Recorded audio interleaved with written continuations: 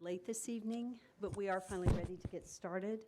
And for those of you that weren't here, we did have a special council workshop working on strategic planning, our mission, vision, core values, prior to this meeting. And so we took a quick break. And with that, I apologize that we have a late beginning.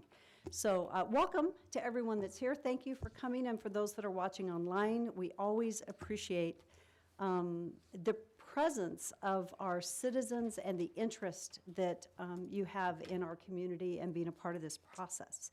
So as we begin this evening and call the meeting to order, I would like to have, and I'm going to get your name wrong, but is it Vicar Mia Crosswaite? Great. She is with Trinity Lutheran Church, and Mia's going to open us in prayer. So would you like to come forward and open us in prayer, and we'll all stand, and we'll also do the pledge. Thank you. Let us pray. God of grace and power, bless our cities and make them places of safety for all people, rich and poor. Give us the grace to work for neighborhoods that are vibrant and whole, where the lost and forgotten are supported and where the arts flourish. We lift before you all who govern. Bless the public servants here in the city of Nampa, that they may do their work in a spirit of wisdom, charity, and justice. Help them to use their authority to serve faithfully and promote our common life. Look with compassion on the whole human family. Take away the arrogance and hatred that infect our hearts. Break down the walls that separate us. Unite us in the bonds of love. And through our struggle and confusion, work to accomplish your purposes on earth, so that in your good time every people and nation may serve you. We pray with grateful hearts. Amen. Amen. I pledge allegiance to the flag of the United States of America and to the republic for which it stands, one nation, under God, indivisible, with liberty and justice for all. Thank you so much. And we'll open with roll call. Rodriguez? Here. Bruner? Bruner's absent. Hogeboom? Here. Levi? Present. Haverfield? Here. And Skog. Here. So we have our consent agenda before us this evening, and just a quick question, are there any proposed amendments to the agenda? Seeing none, I would stand for a motion to approve the consent agenda as proposed or as presented. So moved. Second. Discussion? Roll call. Hogeboom? Yes. Levi? Yes. Skog? Yes. Rodriguez? Yes. And Haverfield. Yes. So this evening, we do not have any proclamations this evening, and so the first thing that we will move into for our agenda is any Nampa resident wishing to speak on an agenda or non-agenda item. And as you come forward, thank you, Amy. We have one that's signed up, and that is Kenton Lee, and I believe it is a non-agenda item. And so, Kenton, I think you know the ropes. We have 3 minutes, and thank you for being here. We always appreciate hearing from you. Of course, my pleasure. Thank you. My name is Kenton Lee, and I actually just moved. So now we live at 13317 Peaceful Way in Nampa. And I'm here today to talk about the 10 anti-panhandling signs around town. I spoke a few months back about my opposition to the theory of the signs, and I recognize that the decision has been made to put them up. Today, my comments are about the language of the signs and what they are communicating. And I was just going to share some thoughts, but then today I had a conversation with my 4-year-old son. My 4-year-old son asked me where I was going tonight. I told him it was a meeting. He asked, "What are you talking about?" And I said, "I'm talking about some signs around town telling people that they can't panhandle, which means asking for money if they need it." He then asked me, "Is panhandling against the rules?" We talk about rules a lot at home, so this is kind of how his mind thinks. I told him that panhandling is not against the rules. Then he asked me, "So why did the signs say that people can't do it?" I told him, "Great question. And that's it actually happened earlier today, and it kind of sums up my question to the council tonight. Why are there 10 signs around town saying no panhandling when it is not against the law to panhandle? I asked this question to the city council in an email and was encouraged to speak with Chief Huff. He was very prompt and gracious enough to meet with me. After meeting with Chief Huff several weeks back to talk about the issue, I learned that it is illegal to accost someone while panhandling, but it is not illegal to panhandle if you're simply standing with a sign, being nice, letting people by, not accosting anyone. That is within your free speech to do and completely legal. And that is the crux of my comments tonight. I don't think it's accurate or fair to have 10 city-sponsored signs around town that say no panhandling when it is actually legal to panhandle. I asked if this issue could be brought up on the official agenda to be discussed, and that was rejected, and that's fine, I understand. But I would like to pose this question and receive a response from the council. Why are there 10 city-sponsored signs that say no panhandling when it is legal to panhandle? If this 3-minute public comment time is not the right venue to receive an answer, please let me know what the appropriate vehicle is to receive an answer on this question, and I will ask it there, because I'd very much like to hear an answer. Thank you. So Kenton, I will provide response to not being on the agenda, and that was my decision, actually, only because the venue, this is the venue to bring it back up again. Because it was new business, unfinished business. It had been closed with the decision with the council. And so the appropriate process, from my perspective, is to do exactly what you just did. And that's why we have this here, so that a citizen can come forward, and then the council actually could take it under consideration if they'd like to readdress the subject again. And so you've gone through the process, and I appreciate your patience, and thank you for going through the process that way. And I appreciate your comments. And then at this point, because you've publicly made those comments, it would be up to the council then to make a decision. And I don't know if that decision has to be made tonight, but it's going to be up to the council to make a decision if we reopen and readdress this or not. So that would be at the will of the council. So thank you. Thank you for going through the process, and thank you for your community engagement. It's valued and it's important. So thank you so much. Any comment or response from the council at this time? Just a reminder, Madam Mayor, Council, this isn't the time to engage in discussion. People come forward and talk, and we listen. So thank you. Okay, is there anyone else that did not sign up but that intended to be, to speak on an agenda or non-agenda item this evening?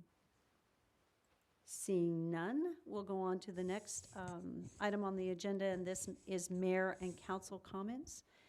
And I'll just make a very brief comment, and that is, as I mentioned earlier this evening, we've been going through a strategic planning process.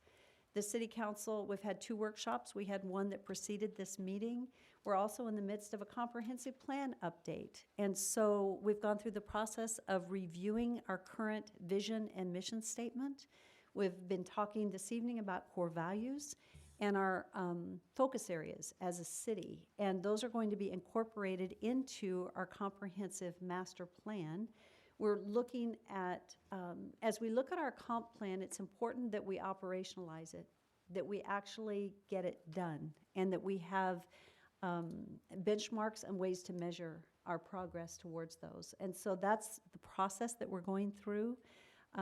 As we meet on Thursday with the Comprehensive Plan Advisory Committee, they'll be looking at the items, and then actually we'll talk about them at the State of the City on March 20th, and then this summer there will be some opportunities to go around the community, and we'll be holding some community listening sessions where we meet with the community to talk about the goals that come out of our comprehensive plan, and then also the mission and vision. So that will be circulated throughout our community throughout the summer months. So I'm excited about the process and the work that's been done. It's been very good. Are there any other comments or anything that the council would like to update on? Okay. Seeing none, moving on to the next item on our agenda. This is an opportunity for either agencies or external communications to take place. And on the agenda this evening, we have Valley Regional Transit, and Rhonda is here with an update from Valley Regional Transit. Thank you for being here this evening.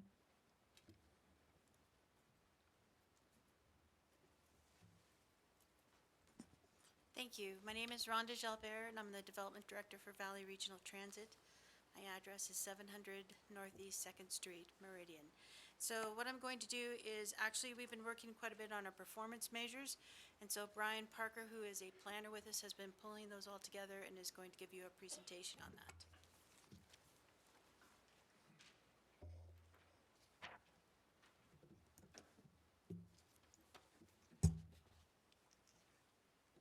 Okay, Rhonda?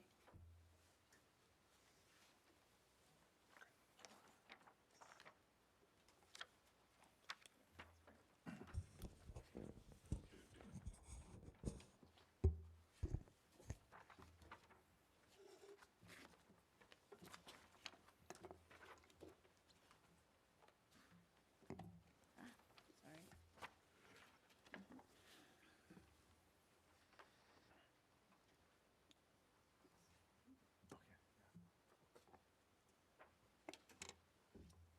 Thank you all. As Rhonda said, I'm Brian Parker. I'm a planner at VRT.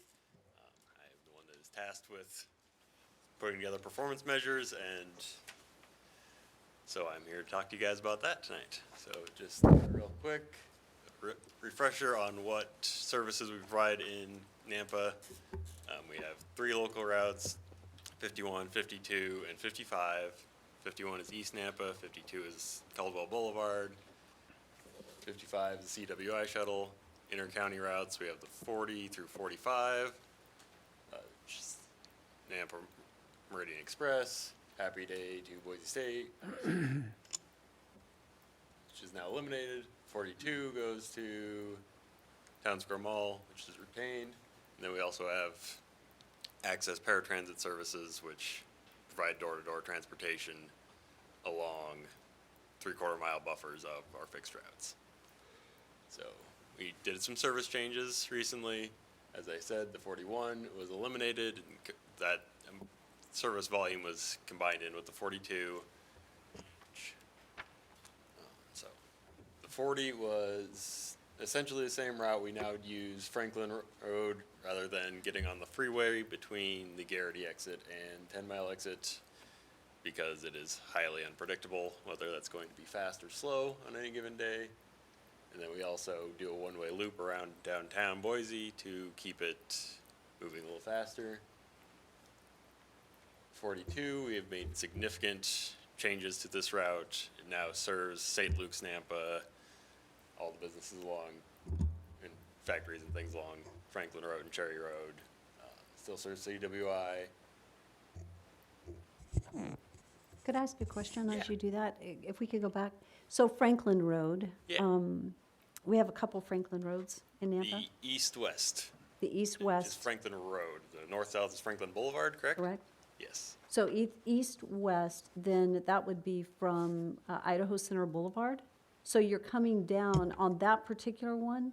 So this Are you one- coming down Cherry Lane and then CWI and then coming up and taking Franklin on in? Is that what that is? Yes. Yes, okay. Yep. Thank you. 45, we didn't make any changes to, but we did update the schedule to improve the on-time performance. 51 was what we wound up reducing the volume on because of the funding shortfall last year. Again, no routing changes, updated the schedule quite a bit. 52, just updated the schedule. 55, really didn't change anything at all on this one. So now we're getting into the performance portion. So what we're seeing is that services, or the ridership is increasing. We've had some issues with our data, but this first quarter of this fiscal year was the first time we've been able to do year-over-year comparisons recently, which we have. And then that's the top one that you can see the inter-county ridership has increased quite a bit. The local decreased. And then since the service change, we have very preliminary numbers that are showing big improvements in both categories. I'm sorry. Can I pose the question just real Yeah. quick? Can you explain the increase from 341 to 323 with the 5.6 in the green? I'm just a little confused by that. Am I not reading the chart right? Because you said that there was an increase. I In the- changed that, and that is a typo. What- I apologize. That is Okay. incorrect. Okay. Thanks. I just want to make sure my mind's operating. Okay. So what is the What is typo? correct? That should not be 5.6%. Okay. Thank you. Appreciate that. So I didn't Yeah. mean to embarrass. No worries. I'm just seeing something that's not registering. Yeah. Okay. Thank you. So a project that I've been working on with our IT staff is getting something resembling stop-level ridership. So what you're seeing here is our NTD surveys, which once every 2 or 3 days, we'll have a driver go through and count boardings on one trip per day per route. And so this is for the first quarter of 2018. So there's very low sample size on these, but it gets you an idea of where activity's happening. And I have two questions, if we could pause right here. Could you please explain what stop-level ridership Yeah. is? And then I am unable to fully see that chart, so I'm going to ask you to walk us through it Yep. because I really can't tell what it's Yeah. saying. Yeah. So stop-level ridership is where people are getting ideally on and off the bus. We don't have off data, we just have ons. So this graph is showing where people are getting on and off, or they're getting on the bus, not getting off the bus. Just getting on the bus by route. It's color-coded. I will send you a email of this later on that is more readable than Okay. It's Can you walk us through it just Yeah. very quickly? Yeah. And tell us what that is actually saying? Let's see. So, for example, this right here, Northside 6, is probably the most active stop in Nampa, which surprised me. North Side and Sixth. Yes. Okay. So, bigger the circles, more activity is happening there. Smaller circles, less activity.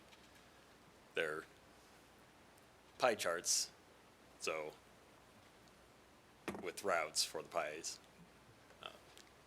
So where for would you, Northside and 6, we've got about 2/3 of it is on the 40 of people are boarding, and then the other third's about 42 and 55. okay, can you show us what the other, like, show us the larger dots that I see on the Yeah. blue lines that are, it looks like South Nampa? Here. Could you show us what those are and explain what those are saying? Yeah, so the larger purple dots are the higher ridership activity on the 52. The larger orange dots are on the 51. Shared stops are going to have that pie chart effect again. Okay. Does that clarify? I guess the question is, what is that telling you? Because we just looked at dots, but what does that mean and what is that telling us? So, future service changes, we're going to want to serve this dot. We're not going to be quite so concerned if, this little area here maybe goes away. We want to know at the closest detail we can where people are using the system, where they're not. So let me ask another question, and excuse me, I've got a lot of questions. Yeah. So if we don't know where they're getting off, we could say that they get on, but if we discontinue service and we don't know where they were getting off, how do we know that we're not impacting their ride? We don't that well. We're procuring APC, automated passenger counters at the moment, so we can get that off data. I'll get to that in a little bit.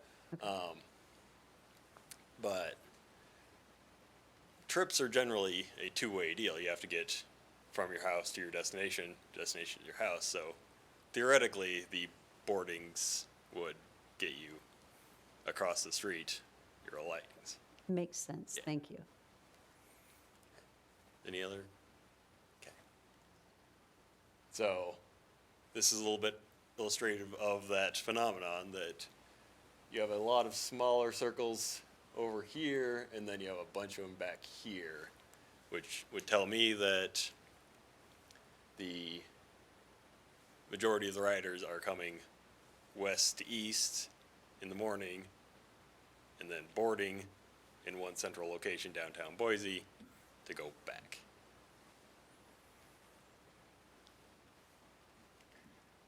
So our on-time performance,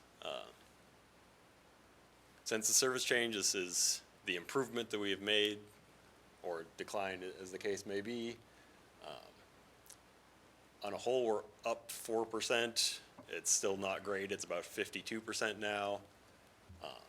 But some of our higher ridership stops, as shown earlier, right here, have jumped from about 50 to 60 to 70+% on time, which is good to hear. It helps our perceived on-time performance as much as. Madam Mayor? I'm sorry, I forgot your name, I didn't write it down. Brian Parker. Brian, Mr. Parker. So in the past, we've asked about on-time performance, and I think the lowest I ever heard was 70%. So that's a new number to me. It's Yes, so- 52. Maybe, is it different? Yeah, so what you received in the past was for system-wide or for Canyon County-wide, this is only stops in Nampa. Okay, so if I understand right, it's 52.9% since the service change of on-time performance on time points in Nampa, correct? Yes. And the on-time performance at the CWI main campus and CWI is now what? I'm reading this. Yeah. I didn't bring that memo with me. Could you read this paragraph for me? They're up 10.9% and 30.9% respectively. Yeah. But it doesn't tell me the number. I should have From on what time. it started with or ended with. But yeah, they're both around 70% now. Okay. But as I read this, one of them is 52.9%. That is citywide. Okay, thank you. Yep. So things that we were working on at VRT, as I stated, we have a procurement out for automated passenger counters that will give us very robust, very fine-grained ridership information, where people are getting on, where people are getting off, what time of day they're doing these things, where the most activity is happening, in a really robust data set. I'm gonna ask a question on that. Will those be on all buses or on all buses? Yep. Okay, thank you. So we're working on getting mobile ticketing. We're hoping that will be coming this spring. We have selected a vendor, Wasabi. We are also updating our fares, simplifying the system so it's a little less complicated and more transparent and objective. We are working with the City of Meridian. I have a meeting with the Meridian Development Corporation tomorrow about providing more fixed line service in Meridian. Many of these concepts that we've been throwing out there, which you're seeing here, which is mostly just spaghetti at this point, have connections to CWI and provide east-west connectivity through Meridian into Boise. We're updating our local allocations. This is a very complicated subject that I'm just going to leave at that. But how much we ask money from you guys will be updating how we arrive at that number. And then the performance dashboard, which is what Rhonda had passed out earlier. And so this is, I'm sure you guys have questions on this. The fourth quarter of the last fiscal year, so July through September, the end of September, the front page here is all of Valley Regional Transit and all of our subrecipients' performance So the legend at the bottom gives you who all those are, and then some high-level metrics of what you're looking at. And then the second page is my very first draft at a city-specific version of this data set that takes the inner ring, makes it the outer ring, gives you a little more data. The next set down.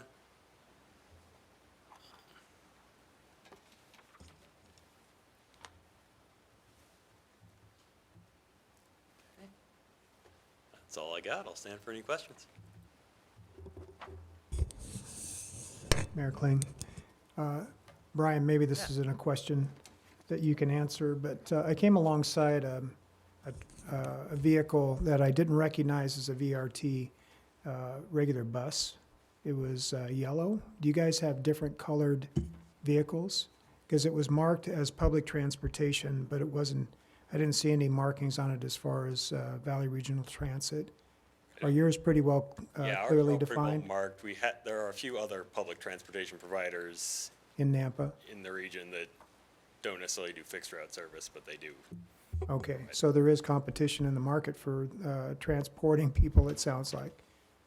I wouldn't call it competition. We work pretty closely with them, but yeah. Okay, so you're aware of who they are then? Okay. It caught me as a little funny that it wasn't a VRT bus. Yeah. It was going eastbound on Colorado off of 12th, so that's fine. I'm just, I was wanting to make sure that I wasn't missing something as far as that, if it was one of your vehicles or not.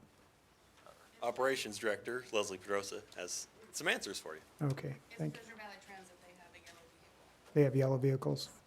Who is it again? Treasure Valley Transit. Okay. They operate Are they a private carrier, or are they still meant to be Medicaid transportation. Medicaid?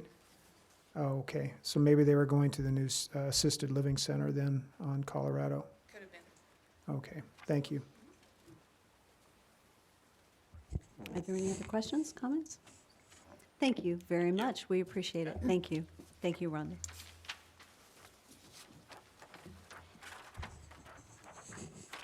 Moving on to staff communications. And I think we have a couple staff communications this evening. Where are we going to start for Public Works? Good evening, Mayor, City Council. Wanted to give you a quick update on our snow removal report. Been pretty mild winter so far, but had a few snow events, smaller, minor snow events. One event is tonight. It's supposed to be 1 to 3 inches, so we have our streets crews on call. On the 9th, our brine truck was struck by a drunk driver from behind while he was sitting at an intersection. Wanted to just let you know, the driver of the truck was Dustin from our streets department and did a great job, and he's okay. Also, our fleet department came out late that night and patched it together, and it's currently working again, which is amazing. If you haven't been down to Fleet, they work on anything from lawnmowers to fire trucks. So they're super talented individuals. So the brine truck is up and running. We're up to about 50,000 gallons of brine so far this winter, and then 536 tons of salt. So those two processes have helped us, and we do not sweep up nearly the sand that we used to. If you notice, it's a lot cleaner. We've had a lot of compliments on our snow removal this winter, but it has been fairly mild, so, you know. And then with that, I stand for any questions on streets you might have this evening. Mayor? Thank you. Jeff, a couple questions I've been asked with reoccurring this last week. On Northside Boulevard, the nice little potholes going toward Amalgamated. People are wanting to know, what are we going to do about that as a city, or should they send their alignment bills to us? Okay. First of all, the streets crew is out there today and filled the potholes. That stretch from The ITD right-of-way to Karcher is just a bad stretch. We had it slated for replacement several years ago when we were in that zone, and we just didn't have the money to do it. One positive point on that is that ITD will be redoing the interchange there. Design is just wrapping up right now. So in the next year, construction will start on that phase. And that will extend to the north quite a ways and take care of some of that problem. We're also looking at grant funding to extend up north side to address the asphalt and the interchange there at Karcher and north side in the future. So. Thank you. And my second question, I was asked today, going down Second Street South, there's stuff on the road. Is that like the brine remnants that I'm seeing? Yeah. Councilor Levi, most likely, that is the brine. It's a little white sheen at times, is that? Yes. And so the next Most likely. question they asked me is that does not damage the asphalt beams that we just got it covered? If we had that on the surface year-round, it would impact the surface of the asphalt. But the limited amount we use, no, it would be negligible. Thank you. Thank you. Thank you. We're playing tag team staff report for Public Works this tonight since Tom is not available to be here. Mayor, Council, we wanted to give you a little update on our floodplain study that we've been working on with West Consulting. We had our kickoff meeting with them in December, and through that and other discussions with them, we've identified some areas where we believe we'll be able to make some good headway with FEMA and make some changes to the floodplains through Nampa on Indian Creek specifically. We're currently moving forward with that. We anticipate having a final study from West in the summer. That does not include, the current scope of work does not include redoing the modeling, which will be necessary to actually make the change. We'll be coming forward to council this budget cycle to budget for doing that work. And then we would anticipate submitting to FEMA in 2020 or 2021, depending on how long that modeling effort takes and the process with FEMA. Any questions in that regard? Mayor, thank you. Daniel, I remember we were at a meeting about 2 years ago over at Caldwell, and we had talked to FEMA about the floodplain map. And at that time, they were commenting, and then when I followed up again after we had our Snowmageddon, and that there evidently wasn't flooding in certain areas that they had designated as a floodplain. And they had told me at that time that if it was up to the city, it was our responsibility to initiate a study. It would take 10-year process, et cetera. So how does that jive with all this? So we were anticipating, one of the things that we were looking at was the amount of data we would need to make a change. Since meeting with West, we've been able to refine that. We've also have some data from the wastewater plant that is usable for the Indian Creek flows and that they can use. And so that's helped reduce the time frame we're talking about to potentially affect changes to the floodplain. Perfect, thank you. Thank you. Okay, I'm going to skip ahead in the staff report so we don't have to bounce around to me again. The project delivery dashboard for the first quarter of FY19. This is similar to what we've been showing before, just an update on where we're at with projects throughout the year. Clemente will be talking more specifically about what's going on this specific year with projects and with public involvement after Nate is complete with his portion. We have 22 major projects, around $19 million in value for our infrastructure projects, capital improvement projects this year. For the delivery this year, first quarter, we're sitting around percent design, 46%, percent awarded 39, and percent constructed at 13. Comparing that to last year, we are a little bit behind. Some of that has to do with staffing. We're down a couple of project managers. With the changes, we're actually doing interviews this week and next week. So as soon as we get those people on board, we'll be able to catch up and be right where we need to be. So looking at the project savings, the staffing plan for engineering identified bringing more work in-house to have some project savings, though Jake, our money guy in Public Works, doesn't really like to call it savings. It's more we're spending less to do more, but doing more. So what we have currently, we've done some grant applications in-house that have saved us about $25,000. We've done inspection on that Midway culvert for about $50,000 in savings. And then the Greenhurst project, we're doing inspection in-house on that, and that's about $32,000. The goal is about $400,000 in savings over this fiscal year. We have some other projects identified here that we'll be doing internal designs on and internal inspection that hope to get us to that $400,000 number.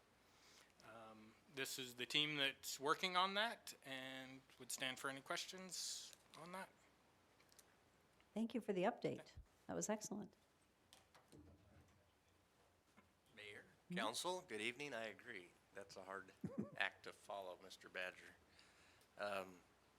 Wastewater, I bring wastewater. We have construction going on right now. Give you a little quick update. JC Constructors, they're building the solids handling building. So this week, we're doing equipment startup and system startups. We're about 90% complete, and we expect to be operating that plant in April of this year. And that's highly important because this is the last summer we have before our new phosphorus limits go into effect. And with Nampa's heavy industrial sewer coming in, industrial customers, our makeup of the influent changes from winter to summer. So this is our summer to run the phosphorus mode and make sure we can meet our permit. So it's great work by JC keeping us on schedule. The other project at the plant, the Ewing Company, they're building the new primary digester, big concrete tank. That's about 25% complete. They're moving along great. They'll be done by September of this year as well.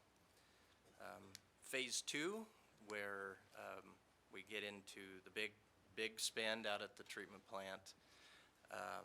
Preliminary design team, they've been working since last summer. They meet weekly with Brown and Caldwell. We're closing in on finishing out the basis of design. That allows us to start moving into developing design standards for engineers. So that work is where we'll be going into the summer. We also have the design team recommendation for project delivery and packaging. That will be discussed again with the design review committee.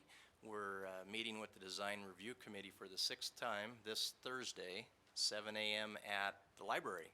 And it's open to the public and anyone who would like to attend. And we hope that more of that information, we'll gather it up. We'll be back to City Council here in May with the recommendation for project packaging and delivery. Critical to that whole phase 2 and the future of Nampa's recycled water program is the reuse permit. We've been meeting regularly with the Idaho DEQ. Their staff's been great to work with. We're getting very close to a complete application. They've helped us walk through this difficult process, and we anticipate in March we'll be back with that permit application for City Council to review, and we'll be seeking authorization to submit that package. All right. Thank you. Thank you. All right. Thank you. Clemente. Good evening, Mayor and Council. Wanted to give you guys an update on our 2019 projects and where we're at, what you can anticipate. So as always, we have a busy construction season ahead. We have 61 city projects that we're doing this year, 22 construction projects valued at $19.7 million this year. Nampa Highway District has 6 projects within our area, $2.7 million, and ITD has 3 projects valued at $150 million. So how do we get the projects? Through our strategic planning efforts. We utilize 7 master plans, as well as our asset management zone. The city's broken into 7 different zones. The utilities, underground utilities are completed in Zone E1 this year, and our streets and chip seal process is actually in Zone D. So after the utilities are completed, the roads look clean the next year. Recently completed projects, we have the Isaiah Drain Culvert replacement that Daniel had mentioned. We did an in-house inspection on it. It installed the culvert underneath Midway Road, just north of Nampa Christian High School. And then obviously 2nd and 3rd Street South, which was the full road rebuild downtown. We're already ahead of schedule here on the Greenhurst Road rebuild. We had to get in some pipe under irrigation facilities, and so Wilson Drain, that's been diverted. We've got the culvert installed, working on the head walls, and the asphalt has been removed on the first phase of the project, which is east of 12th Avenue to Juniper Street. Phase 2 will be done later in the summer, coordinating with Brown Bus and school district to kind of alleviate some of the congestion with school being out for summer. And that's going to happen, I guess, west of 12th. Chip seal Zone D, our streets division will be doing what they do every year. They do an excellent job in chip sealing, keeping the good roads good. And this year we're going to be tackling some residential roadways as well and local subdivisions. Locust Lane Irrigation Supply Well. This is a $1.3 million project that's been ongoing. Supply well, production well has been drilled. It's a matter of constructing the well house, as well as the piping, motors, pumps, and getting the appurtenances all completed so that can supply South Nampa with some more irrigation. Annual water improvement projects. This is currently underway. There's 3 project locations. We have Arrowhead Drive, Mason Lane near Centennial Elementary, and West Blaine Avenue just east of West Middle School. Had irrigation crossings that needed to be completed. Those were completed, and now pipeline is actually being extended along West Blaine. That's a picture you can see. Annual sewer repair and rehab, Zone E. Limits are basically between Lone Star Road and Roosevelt Avenue. We're using a lining process, CIPP. It's cast in place pipe utilizing existing sewer main. What it does is it helps the city save money. We don't have to tear up the road and install new pipe. It's just a liner that's installed within the existing pipe. Overall, we have about $5 million in sewer and water main projects and $450,000 in storm drain projects. ITD also has projects in Nampa. This is kind of the big one that's going on. It's the I-84 corridor widening Jeff mentioned from Karcher to Franklin. It begins with Karcher Overpass. First phase of the project, they're going to remove the bridge and install a new bridge to get 3 lanes each direction on the interstate. After that bridge is in, they're going to start widening, removing the temporary shoulders and pavement that's existing, and then they'll move on to Northside interchange. All this will be starting, I think the first Karcher Overpass project will be starting in March, so pretty quick. And then with Northside probably in the late summer, early fall. Our public communication plan, we're going to continue. We've had great success with that in the past, so we've been working diligently on a community mailer. I know Amy and myself and the GIS staff have been working hard. We've updated the website, so if anyone has questions, they can send us an email after checking that. Phone is available. You can give us a call, Facebook and Nextdoor. We're going to continue with our project signs, giving folks the information that they need to get a hold of us, and we're going to continue to coordinate with agencies to make this thing as smooth as possible. So, with that, I'll open up for any questions. Clemente, I want to say you did an excellent job. Excellent. And one of the things that I've been hearing is that people are appreciating the excellent communication. And thank you to you and to Jeff and Amy. But you have a great team working together, and you're providing a lot of information to the public. And I've heard really positive things about that. So excellent report. Thank you. Thank you. Thank you. So that concludes our staff report.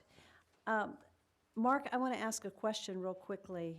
Is it okay if I adjust and put new business ahead of unfinished business? Yeah, that's fine. Okay. So I'm going to adjust our agenda quickly because we have 2 items on new business. We've got, so we're going to move very quickly over to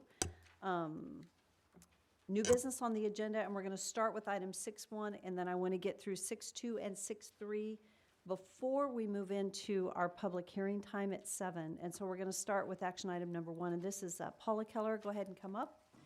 And for council, you have a letter that was placed at each of your seats that is a draft letter, and Paula's going to share with us a piece of legislation, and it's an opportunity for the city to help support as we better understand. So Paula, we'll give you a few minutes to tell us about it. Thank you for being here. Mayor Kling and council members, appreciate the time tonight. As you know, there are many opportunities for the city and the school district to cross over and to have the ability to influence each other. I shared with Mayor Kling about a potential current piece of legislation that you might think only impacts education, but we actually think it has an indirect ability to impact the relationship between the school district and the state. So this is your primer 101 on public school funding formula. I shared with you the genesis of this idea. Nampa School District believes there are a lot of positive things in this particular piece of funding. The fact that it uses an enrollment-based system versus an attendance-based system is really positive.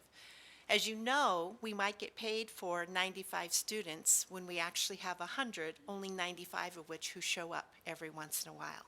Now, 95% attendance is great, but we are going to staff to 100. We are responsible to educate all 100, and we will provide resources for all 100. So we support the enrollment part of this formula. We also support the fact that the state is trying to emphasize students and populations of students who might take a little more to educate well, that might have barriers that we need to overcome.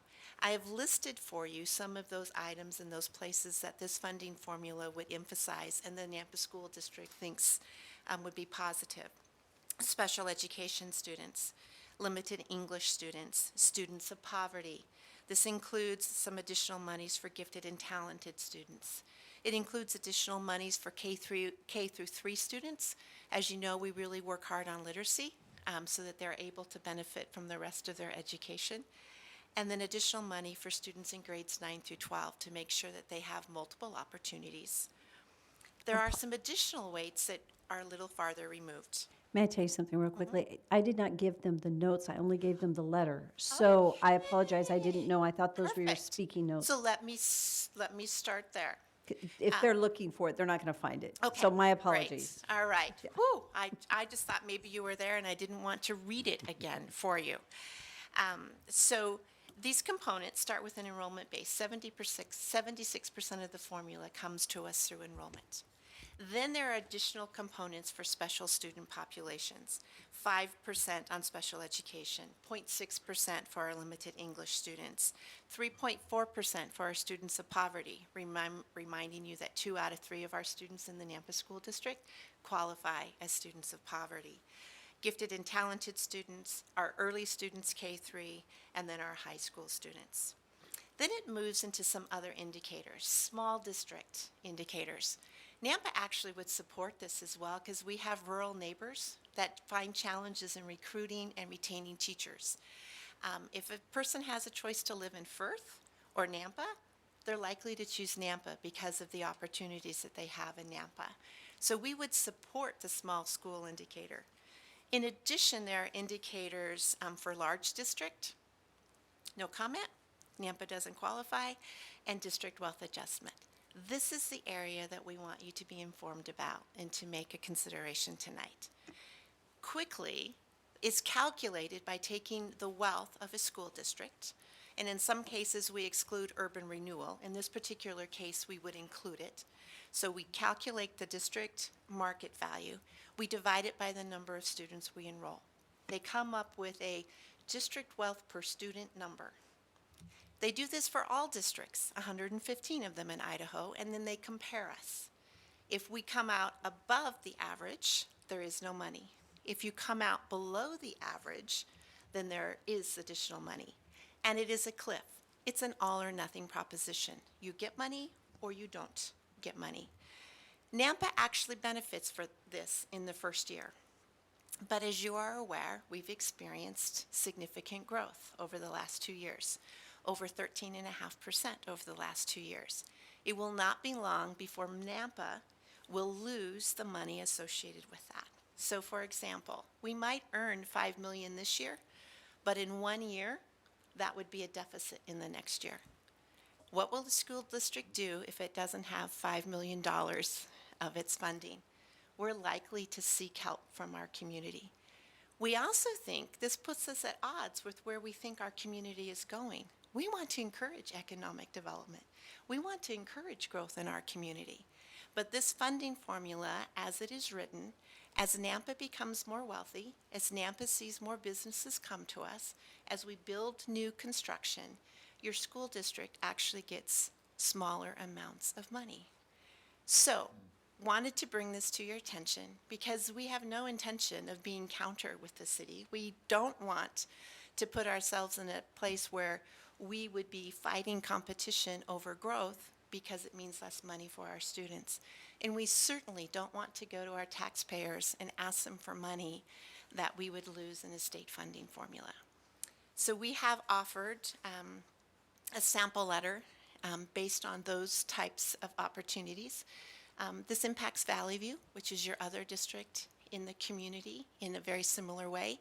Valley View starts out positively impacted by this, but soon and very quickly would be negatively impacted by this. So with that, I'll stand for questions or clarification. So if there are no questions, the real question and why I had Paula come and present this to us is that I think it's important that if any of us choose to speak on a topic, that we're in agreement as a council, and if it's going to be representing the council. And as I listened and heard about this, I thought this is actually very concerning. The methodology, my understanding is this methodology for funding has not been adopted anywhere in the United States. Where a lot of areas, the levers or the mechanisms have been used in other states in their funding mechanism, this particular one has not been used in any other state. So, Bruce? Madam Mayor, who are the sponsors of the bill or the creators of this bill, if you know? Sure. This was actually started out of the K-12 task force that Governor Otter put together several years ago. And then the same charge was given to a joint subcommittee of the Senate and the House Education Committees. They spent about 3 years researching other state models, and in November produced the model for the first time for the public to see. So we've been figuring it out and doing our own calculations since then. So it's coming, and we would support it. Our current funding formula is now 25 years old. And we don't want anything funded the way it was 25 years ago. We're dealing with all sorts of other things. So we support the change in its essence and where it's going. So it's coming out of our House Ed and our Senate Ed joint committees. Yep. Do you recall the names of who's presenting as the point person? So it would be Chairman Becky and Representative Horman are the two co-chairs of the subcommittee that have brought it back to House Ed and Senate Ed. Thank you. Mayor, if I could. And Dr. Keller, what's the benefit to the city of Nampa, or more than anything, the community, who pay the taxes? Of the funding formula? Yes. So the funding formula has the potential to look at the needs of our students in Nampa, which are actually quite diverse and are more diverse than most of the districts in the state. So in essence, the funding formula, which is based on enrollment, over 14,000 students, third largest district, and then focusing on students of need. So it has the potential of being strongly aligned with the students that we serve. And again, we would agree with some of those indicators that do exactly that. We do have concerns over the market adjustment, the small school adjustment applied to LEAs that are not rural, and we wonder about the big district adjustment. So, Mayor, if I could, so would this be easier to increase the funding to the school districts rather than put a bond up for election? Certainly the way, if we compare how we might have been funded this year, Nampa School District would have received $3 million more than what we did in this year. So again, it has the potential of doing that. I see. The potential, but the likelihood of it actually decreasing, I Right. think what I'm hearing from you is significant. The reason Nampa benefits is because of the market. And I know sometimes it's hard to say, hey, I don't like this, but we actually get more money. But I think we need to consider more than the first year or the second year of implementation. We need to look 5 years down the road. I think particularly with what we know about the growth that we anticipate in Canyon County and in Nampa, this could negatively impact the district sooner than later. Mayor Kling. Paula, so we could have received an additional, or you could have, as a school district, or as throughout the state, $3 million. Is that correct? Just the school, just Nampa School Just Nampa. District. They implemented this at a no-cost increase. So if you, and the assumption is we look at 17-18 versus our current funding formula and compare it to the new, we're looking at that at zero, and how would the monies be distributed differently? And Nampa School District and Valley View would have gained in that process. So across the state, there would be increases incrementally, Across the potentially? state, 75 districts lose money. Oh, so there's a net loss to our net gain. There is a zero outcome, and with that zero outcome, it's just redistributing money Okay, until you put new money in. that's where and my so- question was. To be able to get money out, again, it's like a bucket of water. It takes money to come back into it, so where's that coming from? So it's, you're not saying that there's no additional dollars going into the bucket, it's just how it's proportioned out throughout the state? Correct. So our first look at it is how it would be if the money stayed the same, because you can't predict next year what the legislature's going to do, whether they'll increase or decrease funding for education. So we're looking at apples to apples. If we used this formula in this fiscal year, Nampa would have received $3 million more. There are 75 other districts in the state who would have received less. So you're not very popular with the other 75%? Well, and we would advocate for the other 75% because honestly, there are small rural districts like Firth and Ammon and Midway, and they're part of the 300,000 students that we're called to serve. So we actually have concerns and have advocated. We're advocating for Nampa, but we have this bigger picture of 300,000 students, and we have deep concerns on how it will impact our rural community, as close as Melba. Right. So the goal, really the outcome that you would be advocating for is consistent funding so that you know how to budget. Oh, that would be really helpful. Haven't talked about simplicity. I've tried to focus this on the district wealth adjustment, which is where I think the intersection between the city and the school district. I'd invite you to come spend hours at my desk to talk about other components, but tonight, we're really focusing on that place where we intersect, and we want to prevent the opportunity for us to be at cross purposes. So that said, one of our priorities as a council is that economic opportunity, correct? So if we were to achieve and move forward with a goal of a strong community with growth in our economy, unfortunately, it would have a negative benefit on our school district.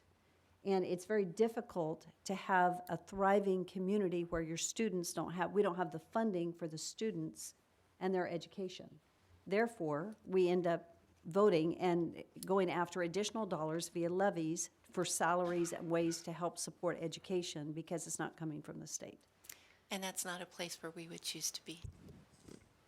Mayor, Dr. Keller, you mentioned that we're not in the small or the large sort of index. Can you explain whether if we were a large school district, whether there's benefits to that with that designation? So in the current formula, which changes every time I look at it, but in the current formula, there's about 1% of the funding formula that's distributed to any district over 20,000. That currently includes West Ada and Boise. Our thinking around that might be because initially they were among the 75 losers, and they have a strong lobby, and so maybe it was a way to help them recover some of that loss. Okay, so sounds like there's a wealth of information there, but I'm just trying to understand the index. So they preserve funding if they're a large school, small schools? So Well, large then it- schools over 20,000, small schools will have an elementary enrollment of less than 300, or a high school, and I'm not sure of the number, forgive me, but there's a certain threshold for high schools. So a school district, and actually these are our rural ones, so a small number of elementary schools or students, or a small number of high school students, they look at them separately. So being sort of in the middle, I guess what I'm trying to say is there's no advantages to being in the middle like we are? There is no specific lever that would add additional monies, correct? Okay, that doesn't seem equitable, but I'm guessing there's more information in that formula. Correct. Yeah, I was sharing with Mayor Kling in the way the formula is, in this city, you have 8 LEAs, local education associations or agencies. Nampa School District is one of them. Valley View is one of them. You have 6 smaller LEAs that serve students right here in Nampa. The funding difference per student is as much as $4,000 per student. And unfortunately, it doesn't favor students of poverty who don't speak English or who are special education. It actually ends up favoring students that aren't special ed, who don't come from homes of poverty, and who already speak English as their first language. just one follow-up question. Based on that poverty that you're mentioning as far as 2/3, I'm hearing that if we continue to have economic growth as a city, that we might then price ourselves out based on the wealth index that you're describing here, that's included in this letter. I'm wondering, is there any way in the indexing to look at whether there's been wealth accumulation, however, the poverty rate for the student population continues to be roughly the same, and whether that's sort of a variable that's So I can included? give you one instance that probably I think might get to your point. We have a neighbor to the north, Council, who has one of the largest property values in any district that we have. They have one of the smallest enrollments of any district we have. So their property value for student is quite high, yet 88% of their students qualify for free and reduced lunch and come from homes of poverty. So this indicator isn't working in an equitable way. I agree. In many places. Okay. All right, thank you. So the question is this evening, and my question for you, council, for sake of time, is basically this letter, as we get to the end, is just asking, it says, however, we strongly believe that we need a little more time to examine the impact and measure it against the intended hopeful desires of the visionary individuals who started us down the path. And so basically, my question for the council is, would the council support a letter, and rather than my signature, could it be on behalf of the entire council, so that this letter's coming from you? Madam Mayor, fellow Yes. council members, I'm not sure how other council members would vote on this letter, but I would, given the information, I would move that we authorize the mayor to sign this letter and add that it is from a majority of the council, depending on the vote, only striking the word visionary in the second to last sentence.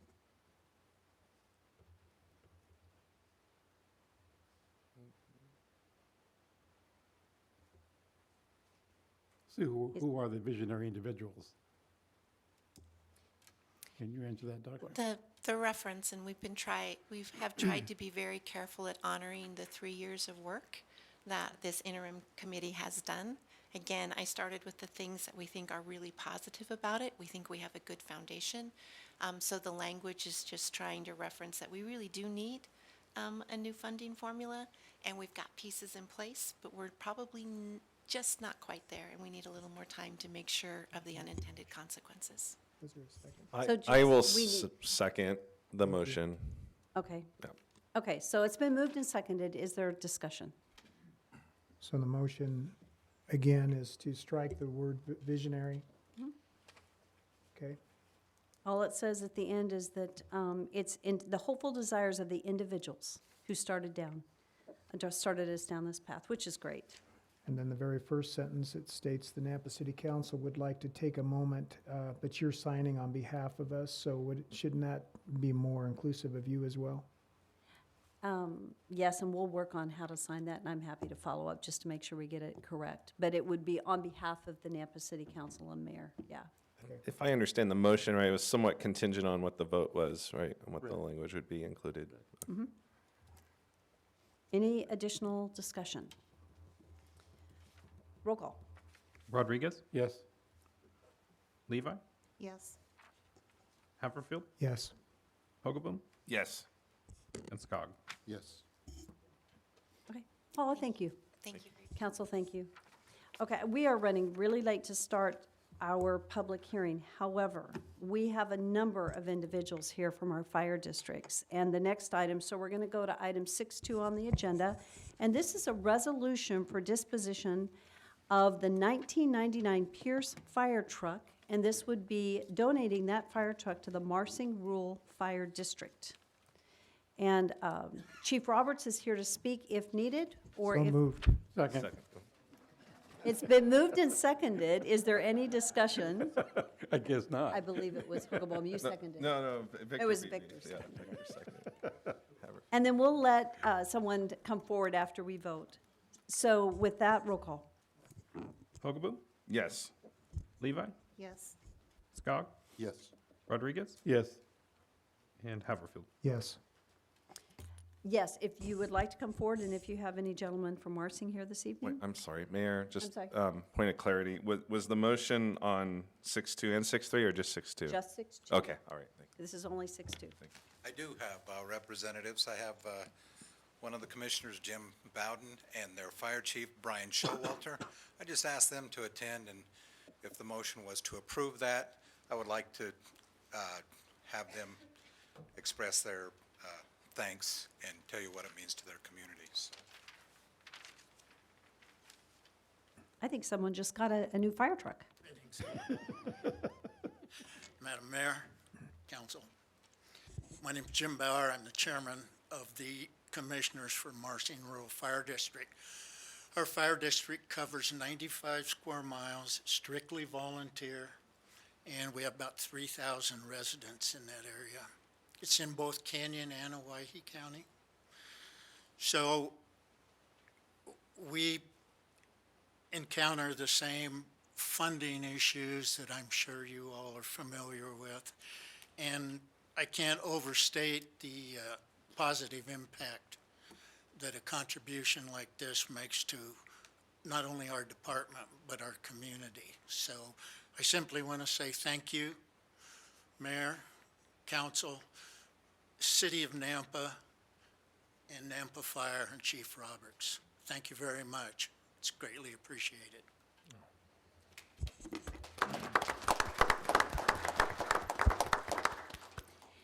And item 6.3 on the agenda is a resolution for disposition of a 1996 Pierce pumper to the Council Fire Department. So moved. Second. Is there any discussion? I heard that was a rich city just a while ago. And roll call. Levi? Yes. Haverfield? Yes. Skog? Yes. Rodriguez? Yes. And Hogaboom? Yes. Mayor Kling, I think it's interesting that both of these communities have grown Super Bowl champion football players. Oh, good comment. Pretty neat. Yeah, That is very good.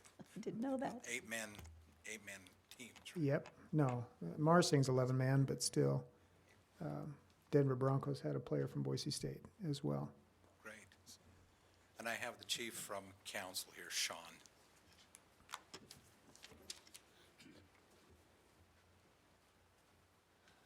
My name's Sean Stanford, Council Volunteer Fire Chief, and I'm here on behalf of our commissioners, and the fire department to thank you, council members, mayor, city of council, the department chief, for the contribution of this piece of equipment to our department. And words can't really express how much we really appreciate this, the donation of this piece of equipment. It will allow us to serve our community much more efficiently. And as you know, as Chief before me already, or the Commissioner before me stated that, you know, small rural communities in Idaho struggle. And by the donation and the thoughtfulness of you and your community and whatnot, we really appreciate the contribution of this piece of equipment. So thank you very much.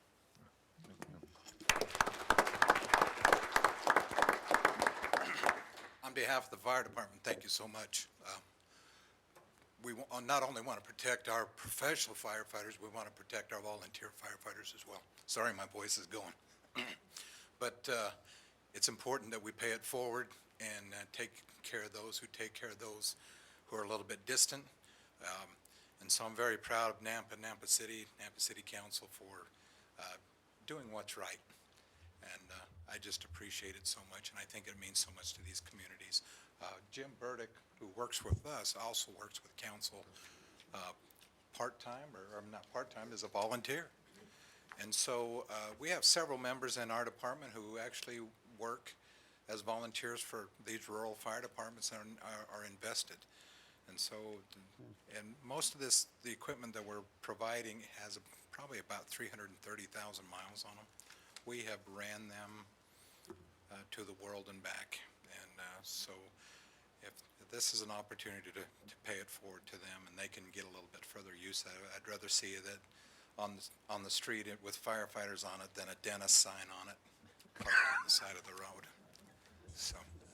And that said, I'd like to say that we have an amazing fleet department. And the one thing we can say, even though there's a lot of hours on those, we have a fleet department that is stellar, that maintains our equipment. And so I want to say kudos to our fleet department. There are a number of firefighters here this evening. I'd like you all to stand if you would. All those that are with the fire department. Thank you.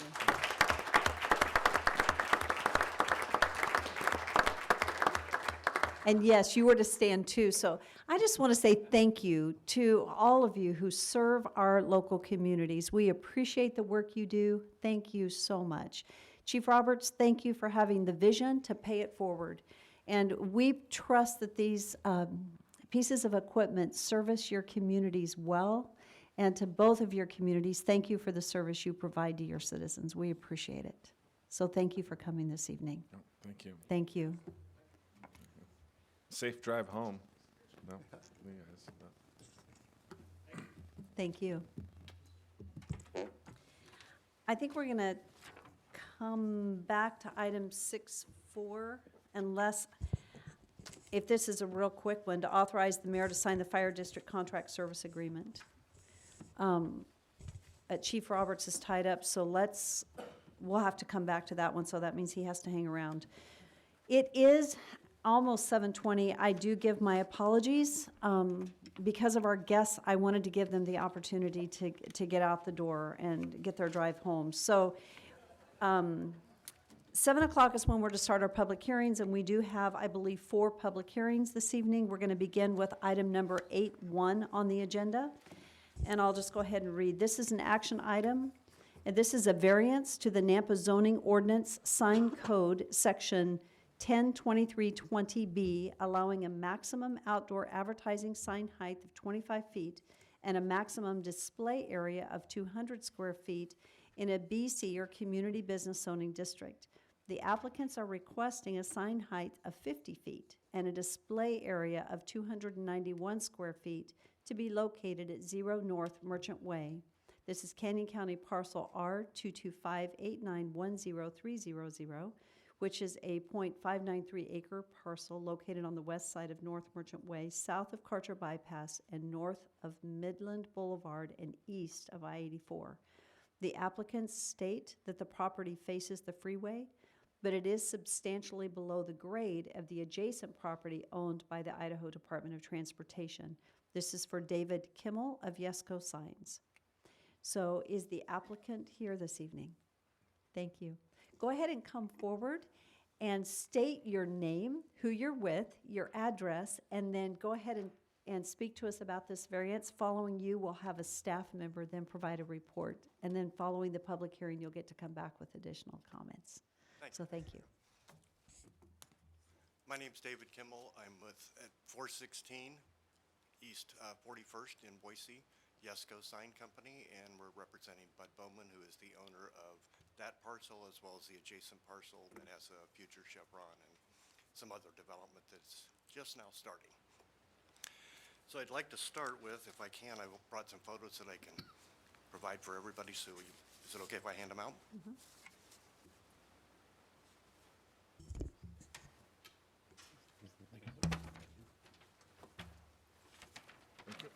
And then I'll ask our staff to please help him put those on the overhead projector for everyone to see.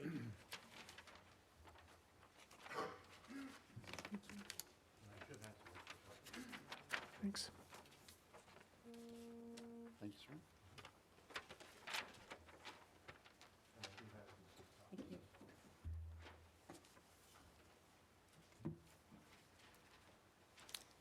He'll put it on the overhead so that people here can see it. That work for you? Thank you, Madam Mayor and councilors. I appreciate the opportunity to speak to you tonight. Would just like to go over a couple items in my narrative, and then I'll talk pictures. I know you got a busy night, so I will try to keep it brief so maybe you can get home on time. Really, most of what my conversation is going to be about the photos. The photo on the right that has the snow on it, the background is the former off-ramp, and you can see the grade differential, and it varies as it goes up to the appropriate grade, but it's at about 20 feet where the sign would be. This is a separate parcel. Mr. Bowman also owns the parcel that's closer to Merchant that they're in the process of developing. So as you can see on the left side is a target, far left side is a target sign. That's just right behind this parcel, right there on Merchant. It's about 63 feet tall and somewhere close to 300 square feet. The one on the right is the Dick's Sporting Good at the same off-ramp on the west side of the freeway. And that one is, again, 63 feet tall, but it's probably closer to 500 square feet. It's my best guess. I wasn't brave enough to climb up there and measure it, to be honest with you. And then you can see at the bottom, you can see photos from the freeway that show that. The one in the middle with the arrow at the very far away one is the Kohl's, and you can see that from the freeway because of its height, and you can see the elevation of the off-ramp, which is the primary reason for having a taller sign. We're not only down below grade when you're coming from the east, but also when you're heading to the east. You got to see over that, and we want to give people the opportunity to get off the off-ramp and know it's there before they go, oops, just walk by. So that's the bulk of that. Would like to, again, keep it pretty short. I think this is consistent with what has gone on in the area, and because we are below grade, I think the additional height wouldn't be obtrusive, if you will. From that standpoint, I'd like to leave it up to questions and shorten my presentation. Thank you. Are there any questions from council at this time? If there are, you will have the opportunity to come back and ask them, or to answer them. Thank you. Thank you very much. Thank you, Doug. We'll provide our staff report.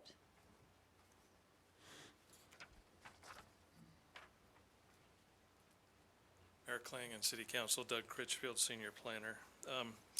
As you know, the variance provides an opportunity for an applicant due to some degree of hardship to vary from the zoning code. In this instance, this sign would be located in a community business zone, which only allows for a 25-foot tall sign and a maximum of 200 square feet display area.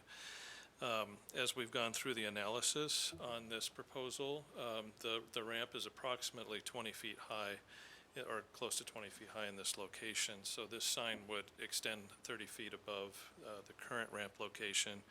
And given that there are other signs in the area that are taller than the standard, we found that there was a good reason to bring this before you this evening.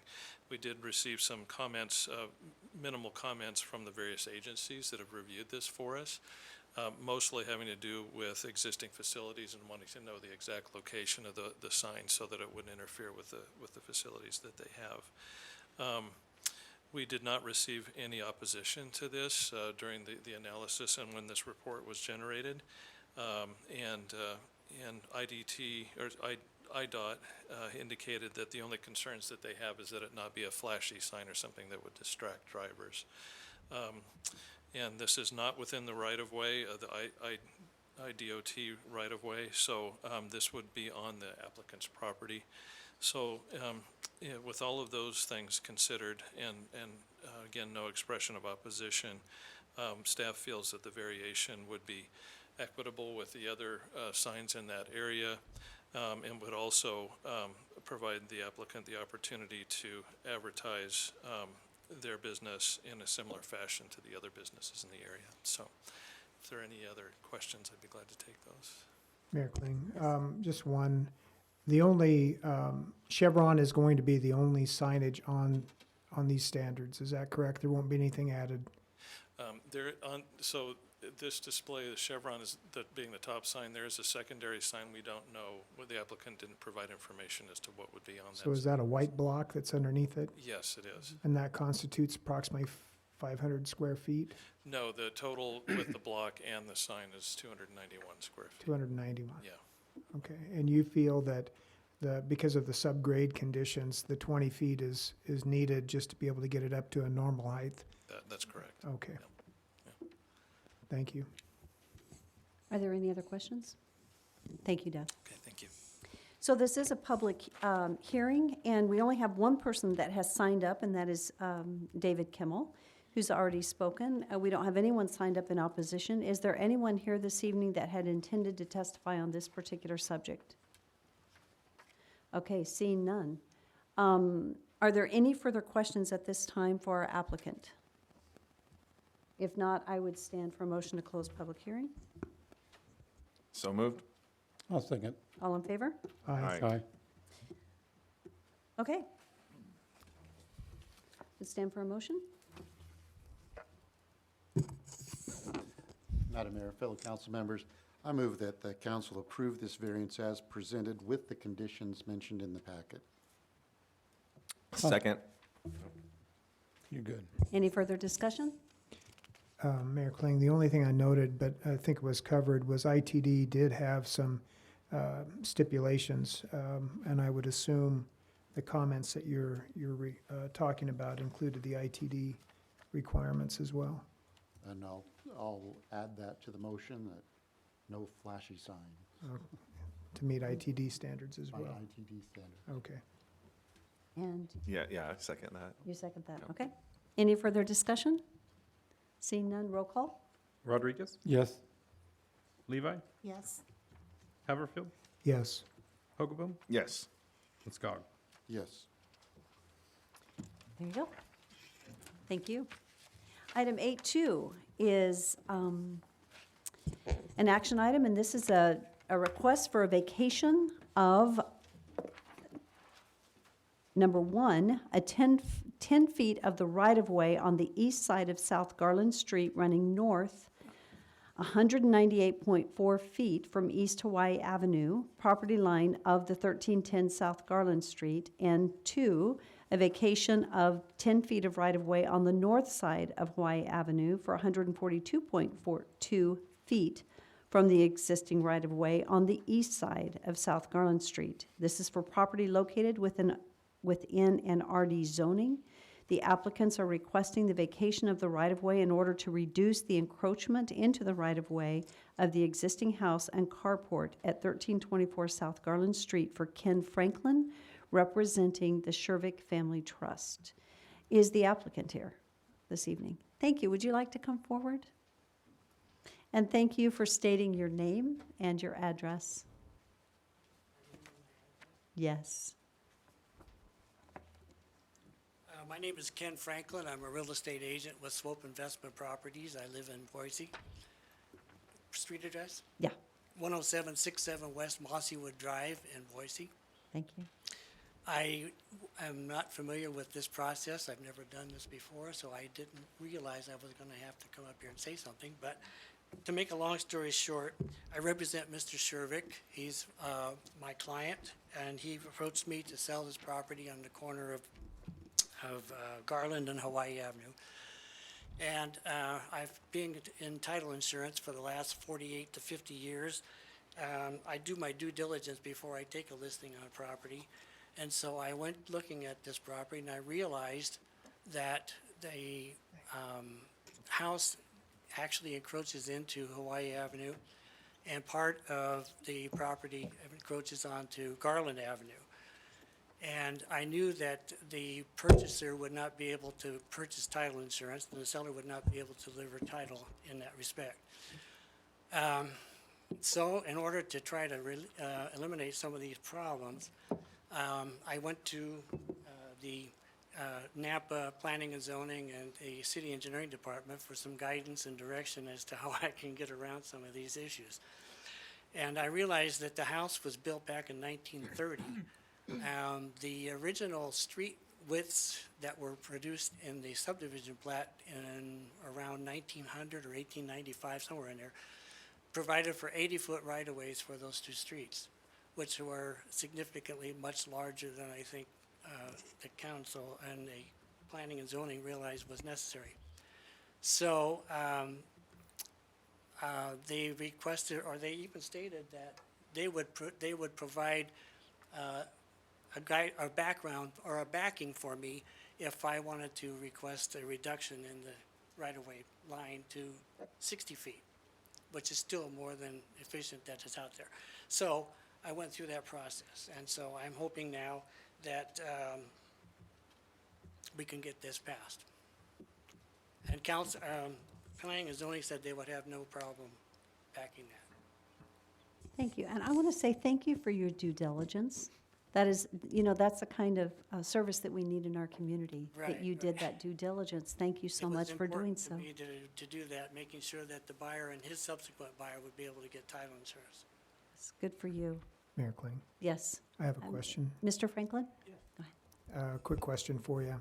I'm looking at a document, I'm not sure if it's, the page is noted, but it does show Garland Street and 10 feet of requested, oh, there you go. The Yeah, I 10 see. feet that's on the left-hand side Yeah, is going to be reduce, or the intent is to reduce an 80-foot right-of-way down to 70 feet in a sense, well, right, okay? right. If somebody wanted to go on the other side 10 feet, that would be Right. correct. So basically, the net effect is a right-of-way of 60 feet. On the south side, or on the, I guess that's the south side, but the lower portion, you've turned and you've gone back along there, again, 10 feet. But what confuses me is the 30 feet. Yeah, I can tell you about that. Way back in 1907 or 1902, I forget which, the owners of the blocks surrounding all of that decided somehow or other on their own to record a document that would vacate the entire street, that there would be no public street there at all. So consequently, then the ownership of those properties, of those streets, went to the adjoining property owners. Okay, so that's the dedication that you're giving back. We're giving back that 30 feet, correct? Okay, so the net there then would be, again, 10 feet along the full frontage of East Hawaii? Correct, Okay, correct. thank you. Yeah, what happened was, I lost my train of thought, but, let's see.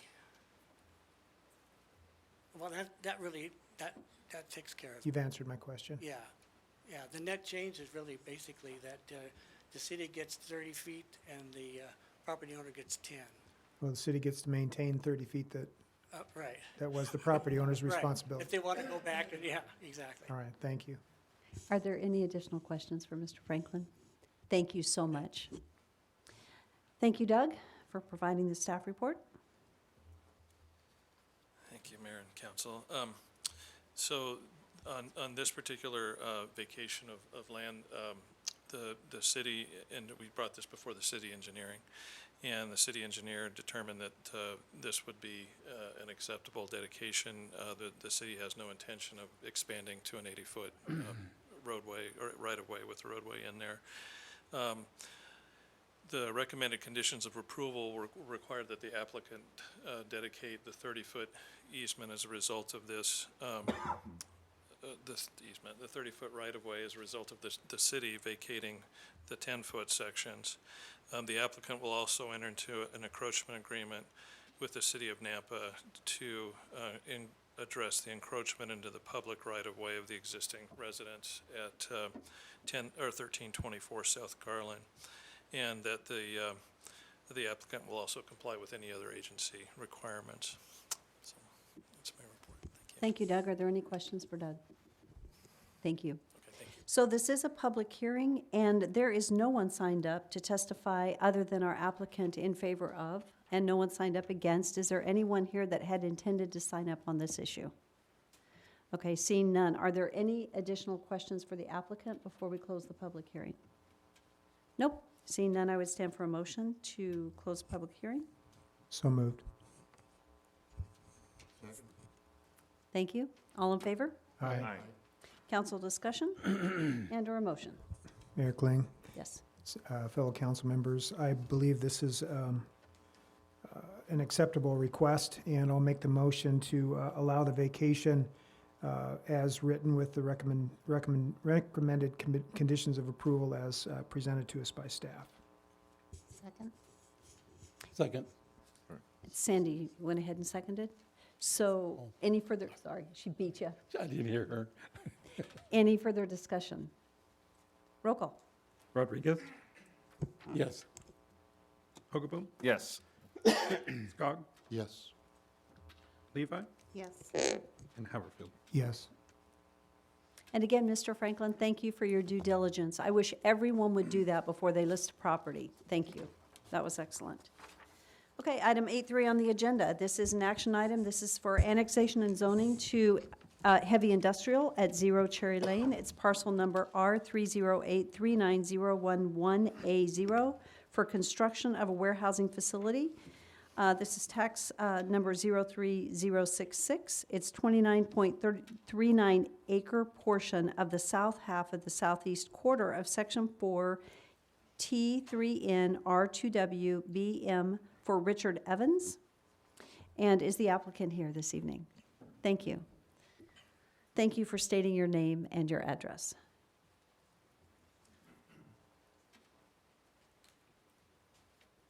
My name is Richard Evans. I live at 9560 West Pebblebrook Lane in Garden City. Thank you for being here. So feel free to tell us about your project. This project is currently farm ground. It's right next to heavy industrial activity right now, and it's got city water and other utilities. Does not have sewer, but we would like to annex it and do a warehouse project in there. It may consist of as many as 18 small warehouses. I have a layout if you want to see it. That would be nice, thank you.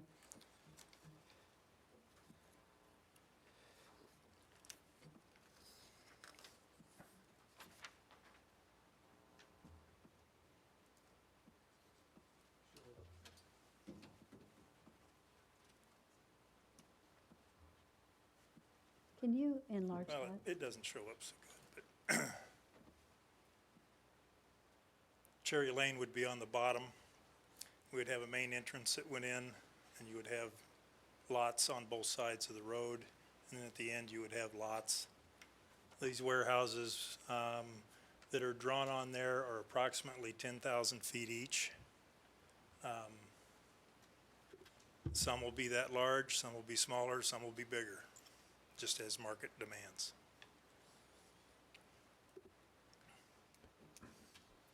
Are there any questions, Andy? Mayor Kling, yes. Can you describe the properties to the east and, I guess to the east and west? Is that residential property, either side or to the south? So Northside Boulevard can be seen with residential properties on it. to the right. Okay, And then the corner is residential properties as well. There's an access to Northside Boulevard. It's just a finger that comes off back to the east. That finger has easements in it for access to those homes. That's there, some of the access to some of those homes okay. is on fair. that easement. So have you reviewed the recommended conditions of approval by staff regarding the residential compatibility? I'm having a hard time with my mouth tonight. As far as posting, control, installation of sound deadening, fencing, along those things, separation to the residential, you're aware of all that? Yes, those yes, sir. requirements? Okay. Thank you.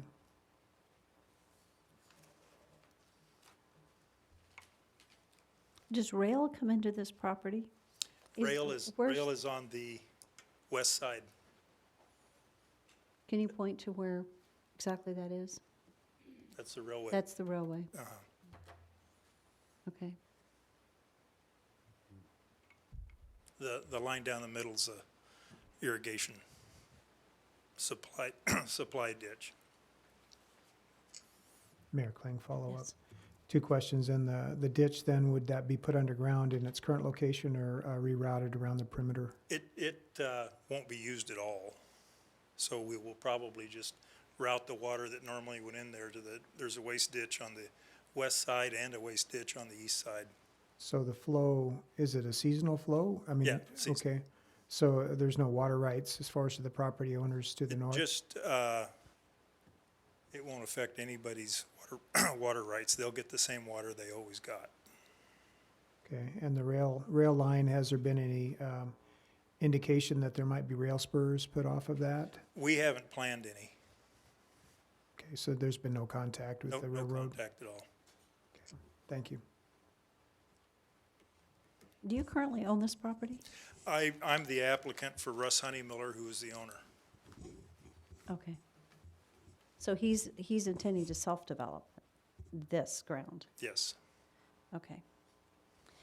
Are there any other further questions at this time? Mayor, sir, could you define what heavy industrial warehouses are? I'm kind of concerned as far as backing up to residential. Well, heavy industrial can include all types of manufacturing as opposed to just warehouse. Thank you. Are there any further questions at this time? Thank you. We may have you come back to Okay. answer questions later, but we'll move on and we'll hear from the staff. Thank Okay. you so much. Yes, Mayor and Council, the Planning Commission held a hearing on this, and they are recommending approval with the conditions listed in the staff report. The applicant has basically explained that this is agricultural land that has been, it's about 25 acres of land area there, and it's on the comprehensive plan as heavy industrial on the comp plan, and that's why I guess he chose the heavy industrial zoning. It does back up to the facility to the west across the rail. It's a heavy industrial use there, not too far from the residential as well. The reason the conditions were recommended by the commission regarding the fencing and regarding continued access for those residents that have access to that private easement to access their property was basically brought forward at the request of those residents who were present at the commission hearing. They felt a need for some kind of sound screening from the area, as well as maintaining that access for those, I don't know how many there are 2 or 3 residents that access that easement to get to their properties. And so in any event, from a land use standpoint, it does conform with the comp plan for the zoning that's being requested. But those conditions are intended to help mitigate a little bit of the compatibility issue that exists there. Another approach that could be taken, and of course the applicant would have to agree to this, if there is concern over the heavy industrial designation, warehouses would be allowed in the light industrial designation as well. But should they determine not to do warehouses, then the heavy industrial might allow something that would be a little more incompatible, you know, than the warehouses. So that might be something, if the applicant was agreeable and the commission or council felt necessary to discuss as a part of this. The other conditions talk about the development of the frontage improvements and the dedication of right-of-way that would be required. And that's about it. Any Mayor questions? Kling. Norm, 19 buildable lots, does that require a second exit, or just is the one adequate? I don't know the answer to that question. I don't either, that's why I'm asking you. I'm not a building inspector or a fire inspector, so Daniel, I think. Oh, okay. Yeah, I was just wondering if that private road is meant to be a relief point as a second exit or not.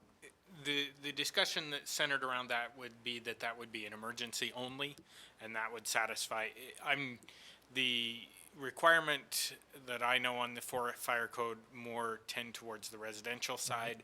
The industrial side does not. It's based on square footage, and so it would depend on the size of each of those buildings, whether or not it would trigger that.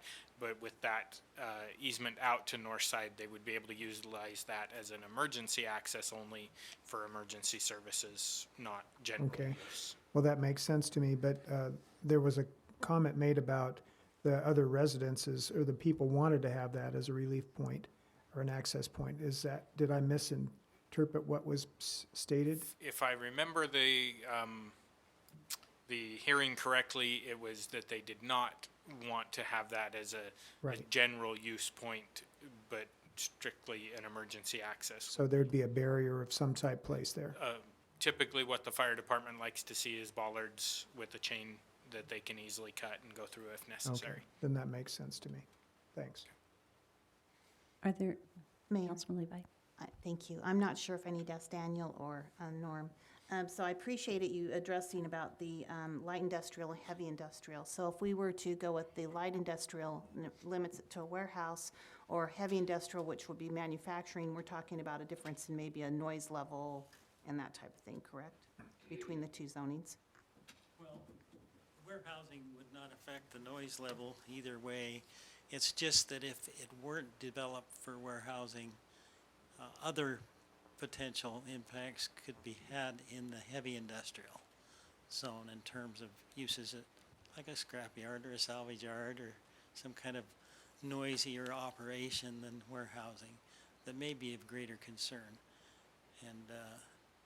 And again, I don't know how the applicant would feel about reducing it to a light industrial request, but that would take care of that issue. So once it's zoned to the heavy industrial, that's Yeah, should they it. abandon the idea to go to warehouses and move on to some other, say they have a interested party that would do a heavy industrial use that would be more incompatible, you know?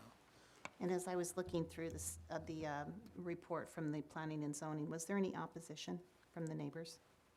I think the neighbors were not strictly expressing any opposition to the use itself. They were just concerned about the noise and the obscuring fence and access. I don't recall if there's any direct opposition.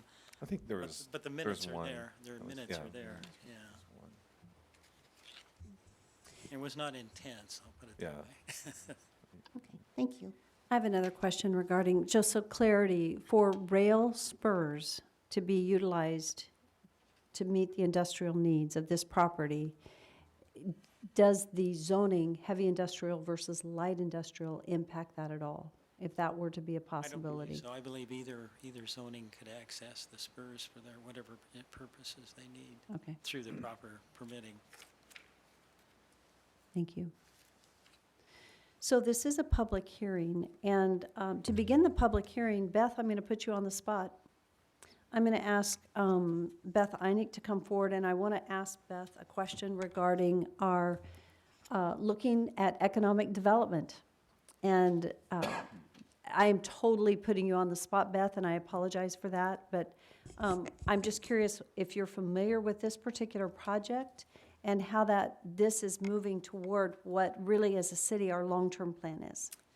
Mayor and council, I did actually reach out to the property owner when this application first came into the city, but I have not been able to connect with them, so I have not met with them to kind of better understand their plans.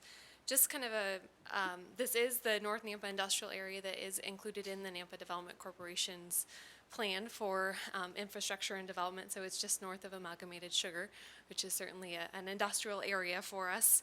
And just to kind of answer some of the questions on the light industrial versus heavy industrial, I was pulling up our use code.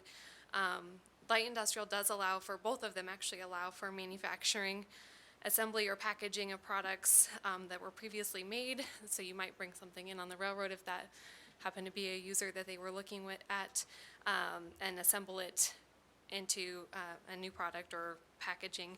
You can also manufacture food processing within both the light industrial and the heavy industrial. And then there is general manufacturing allowed in both of them. Where you start to see differentiation between the heavy and the light industrial is in things like your chemical processing or your more hazardous types of facilities is more allowed in the heavy industrial versus the light industrial. So that's where you start to see those differences between the two. But we would certainly support the annexation and zoning of the property for industrial purposes, either at the heavy or the light industrial. It does fit within the overall plans for that area. We have worked with the broker who's representing the property just north of this. They have about 135 acres to do a concept plan with Union Pacific to have a rail-served industrial park up there. So there is a concept plan put together with Union Pacific to have rail spurs coming off of there. The Conrad Bischoff facility just next door on the other side of the railroad tracks does have a spur, and they use that for their fuels center there. So does that answer what you were looking for? It does. I think I'm just pondering the heavy industrial and the cautions around heavy industrial versus, and it's in keeping with Councilwoman Levi's comments, heavy versus light industrial use. If we go with heavy, can you just go back to that? You were quickly, I want to just really listen to what you're saying that heavy industrial allows. I'm just going to scroll down here and just see if there's, for like a salvage or wrecking yard, as Norm had mentioned, or a slaughterhouse, those are a conditional use permit within a heavy industrial, and they're not allowed at all within a light industrial. Warehousing and distribution is allowed as a permitted use in both zones. And then, it looks like meat, poultry, and fish processing and packaging is a conditional use in both of them as well. And then they have pretty similar, just general manufacturing and food processing between the two. And I don't know from a requirement perspective in the zoning code, we'd have to look and see if there's any noise differentiation. I don't know of anything between the two, if there's a different allowance for operation hours or noise between the two districts. Okay. Thank you. I appreciate you being instant right then on the spot. Thank you so much. Okay, so this is a public hearing, and we have 3 people that have signed up in support. We don't have anyone signed up in opposition. The first person being Richard Evans, who has already spoken. The next one is Allison Garrison. Does Allison happen to be here? Thank you. Did you want to speak this evening? If you do, I'll have you come forward. Please state your name and your address. Hello,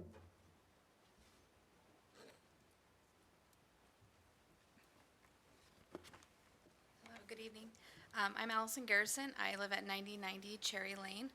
So it's the house right next to that property is where I'm located. So I signed up on the wrong spot, so I would be more of the opposing You're opposed, than okay. for it. I would definitely recommend concerning about seeing the difference between high industrial and light industrial.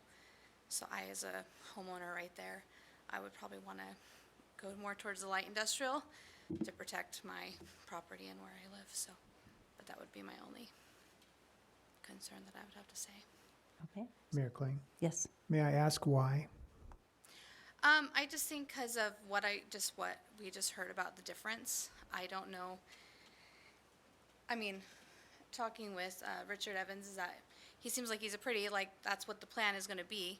But as a homeowner right next to that property, it's a little concerning to find out if something did change and it did get zoned high industrial, what could change versus having the gasoline tanks right across the way there. With that being high industrial, what else could go in that property right next to me? Would be my, The reason I ask is as I scroll through the information we have provided to us in the Nampa zoning ordinance, they're basically the same. What's allowed in one is allowed in the other by permitted use. What's required to have a conditional use can be sought for as a conditional use. They're very similar. So I was just wondering what alerted you to a concern about one placing or creating a more of a hardship as far as a neighbor? honestly, I don't know. I guess it's just kind of maybe foreshadowing of what could come, what could happen. If there's not a huge difference, then maybe there wouldn't be that big of a deal, figuring out which would be better for that area.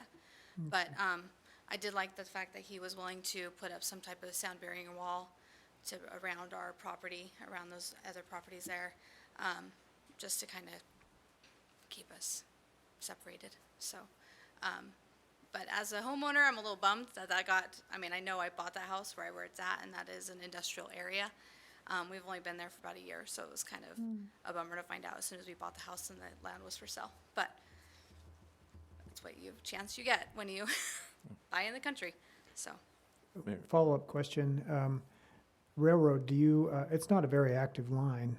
so No, they mainly run the going into, we hardly ever hear the gas side, but going over to Sugar Beet Factory or over to Pacific Steel is, they usually run around 9:30. You'll hear the trains coming in and out of there, but it's not busy.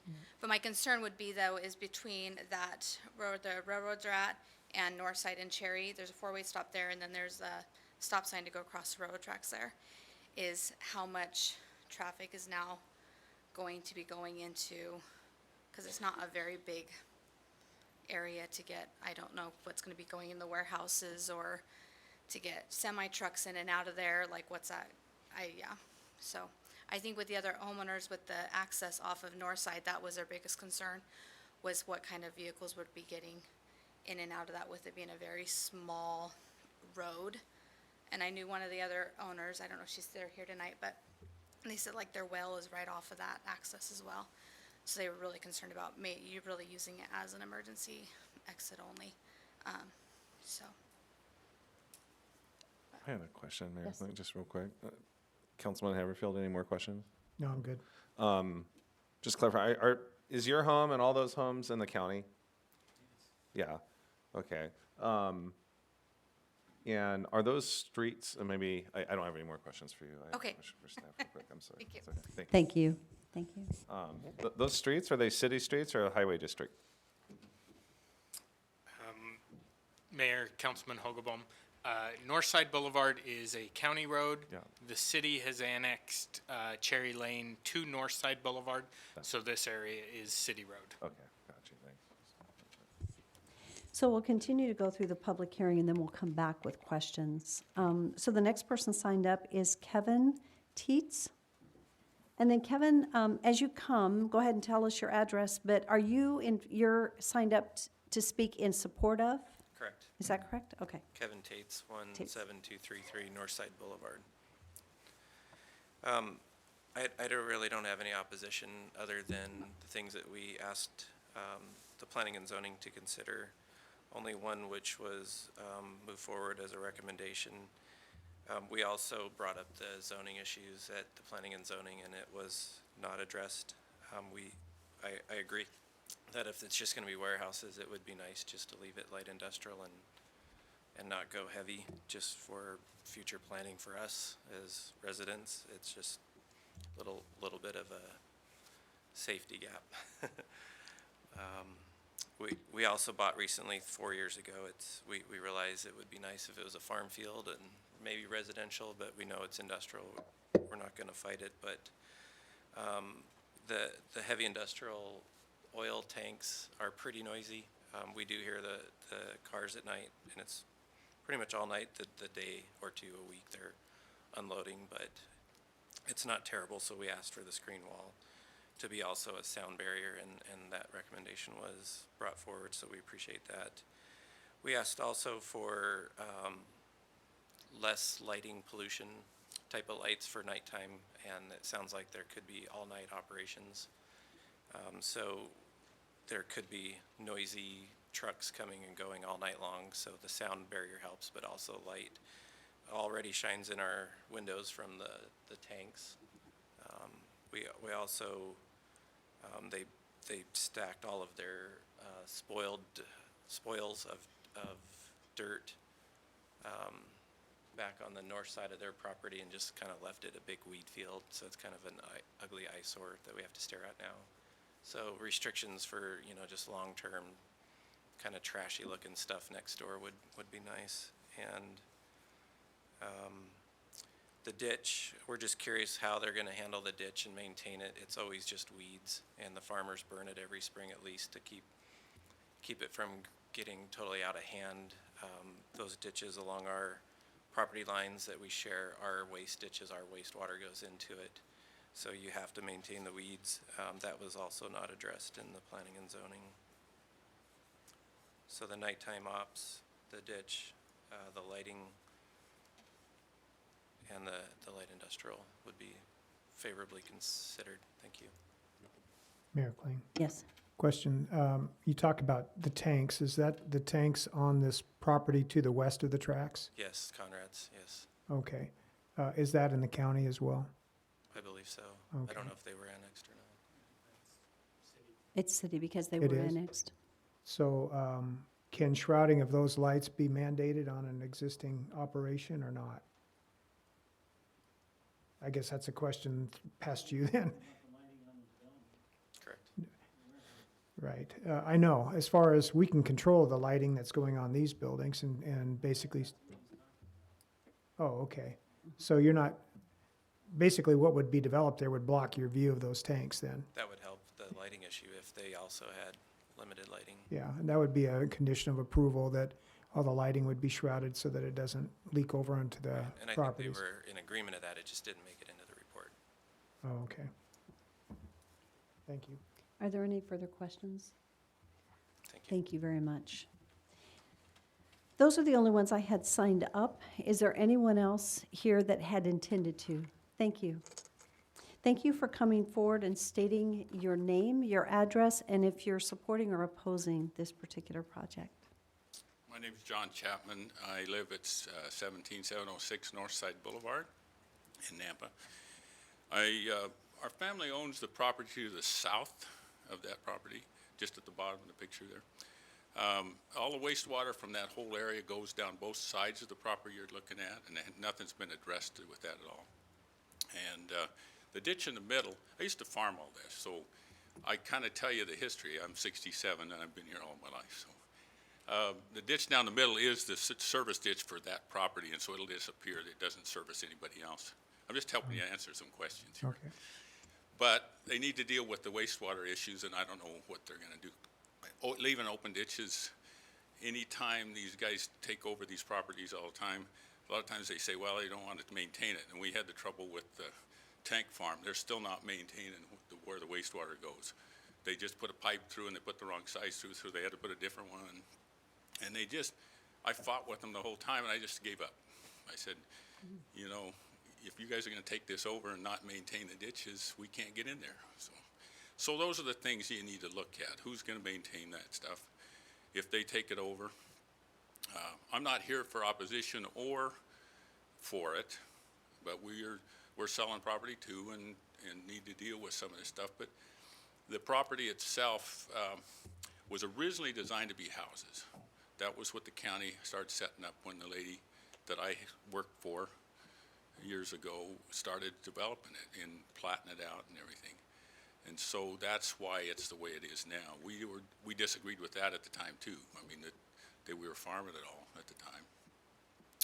So I'm here just to answer any questions you want to know, because I'm familiar with the property, and I'll help you out if I can. If not, that's my opinion of what's going on. We just need to make sure that whoever takes over the property deals with the wastewater off of all the properties upstream without us having to go in. And they don't want us in on their property all the time anyway. The tank farm guys are the same way. They said, we're not going to let you in here. This is a protected area. but they won't maintain them, so. So, Mr. Chapman, I have a quick question. Going back to clarify, when you said that originally it was slated, the owners had thought about having houses there, you said, and were you saying you agreed that it should be industrial at that time versus residential? No, I didn't agree to whatever, back then, it was agricultural and still is. And the lady that owned the property just started subdividing it. So the county made her start platting it. And so that was what it was going to be. So now there's a different direction. This is 40 years ago, you know, before there was actually too much planning and zoning going on. And so now everything's pushing towards either a commercial or industrial base out that direction. And so there's nothing wrong with that, as long as whoever moves in there to do it accommodates what's happening upstream on the water systems and makes it so we're not in on their property dealing with issues that we shouldn't have to deal with because of what they're doing. Thank you for those comments. Are there questions from council? Councilman Levi. Excuse me, thank you. Sir, when you say that the wastewater needs to be dealt with, what does that look like? Well, it would be either maintain open ditches and somebody actually maintain them and not just put them there and then abandon them, because that's kind of what these other guys have done. Or they've got to pipeline them and make an engineered attempt to have the water pass through the properties without us being in there maintaining them. Because they have to let us maintain them and give us right-of-ways to go through there, or they have to do it. They can't just say, well, you know, we'll take care of it and then never do it. So there has to be some stipulation someplace there. And we run water down both sides of it. The property to the south, all the wastewater goes there and then goes under the tracks over into the tank farm area. And everything to the south over on the other side, the north side, which I think Ronald Banneker owns now, runs down along through those houses and follows that entry road that comes off the north side. And the reason that entry road's there was that was part of the subdivision plat that was designed originally. And so I don't know what they'll use it for, but that was why that road was there. And it was made to use for the houses that are back in there and continue to build houses all through there. I farmed everything you can see there at one point in time or another. I'm sure it's difficult to see it all change. Well, I'm getting old enough to know better. Yeah. Mayor Are there Clee, any? I do have a question. Mr. Chapman, I'm having a hard time relating to you as to where this wastewater is, who owns the wastewater. Is it just laying there in a hole or running down the ditches or what? No, it's live water coming off of the fields to the south. Oh, All I the see. fields to the south. So anytime you irrigate, all that water has to go someplace, and that's where it goes. And it's not a pond system or anything.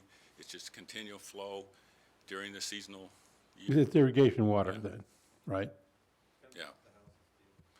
Oh, it does? Well, it comes off the houses. All the houses in there dump into that too, and so they'd have to figure out a way to accommodate that. Somebody has to maintain it, and once they close us off to get in there, then we can't deal with it, and we're responsible for making sure it gets someplace. I see. So you're not paying a fee to somebody to take care of it because it's not getting taken care of, apparently. Right. Right. Either I go do it, or you got to get somebody else to go do it. I see. Ooh, okay. Yeah, our floods, and then Yeah. they're upset because it's flooding on them, you know. And so, you know, it's just a way to try to alleviate any legal battles in the long run over somebody forgot to say something to the owner about what to do. Jim Risch used to own the property, and I've had conversations with him, and he's been very accommodating, and we've dealt with everything all the way through, but we are not familiar with what's going to happen here enough to know, and then who to contact. I had good luck with the tank farm guys as far as talking to them. They had a good representative, and we talked about it, and we got things fixed. They originally put the wrong size pipe underneath the railroad track systems and couldn't get water through, and so they had to dig all that back up and put the right pipe in so we could get water through. And so we just don't want that type of things to happen. Yes, thank you. Thank you very much. We appreciate your comments. So This is a public hearing, and just, is there anyone else that had intended to testify on behalf of this topic this evening? Okay, seeing none, I think this is an opportunity for the applicant to come back up and answer any questions that have been brought forth during the discussion time. And this would be council's opportunity to ask any additional questions. The supply ditch down the middle is gone. We're not gonna use any water. The bulk of the project will be paved with buildings and some landscape areas. Southwest District Health would like to see a very dry landscape. They don't want us to put any more water in the ground than we have to. They are gonna require that the ditches be maintained as well. Irrigation raises groundwater. Southwest District Health doesn't want the groundwater raised, so they're gonna want the ditches maintained year-round. I had the property and all the corners located. The surveyors got out there without getting stuck, but I didn't. So I haven't actually walked the entire property, and I'm assuming that all the ditches are on our property, but I'm not certain of that. So, for what that's worth. But we are gonna want secured yards behind all the buildings. If people store valuables out there, you gotta fence it. It's part of the game. So, Could I ask a question? Are these storage units, or is this manufacturing? It's manufacturing, is that correct? well, they're gonna be large buildings. On North Elder Street in Nampa, we did a similar project. One company that went in there is in the sheetrock business, and so their warehouse is full of sheetrock mud, aluminum studs, all of the things that go with what you see in this room, grid ceilings and all that stuff. Another one is a roofing company that went in there. So their warehouse is full of all of the tools and machinery that they use to bend metal roofs up. Another one is a grain farmer who stores his palleting. That's all he does is store it in there. So it's all kinds of uses. I would guess that much of this would be construction-oriented businesses. Seems to be the thing going on around here. So, So do I understand you don't currently have a design for the property at All this we time? have- You just want to annex in Yes, with ma'am. the zoning just to get that done? yes, ma'am. And then later you'll come back for approval on whatever that is that you're wanting to put in it within that? Well, Well- or if it's within it, you may not have to, is that correct? Yeah, our next step is to look for a customer. But I can assure you, it's not gonna be a slaughterhouse. There's no sewer there. So we're not gonna be able to do that kind of thing.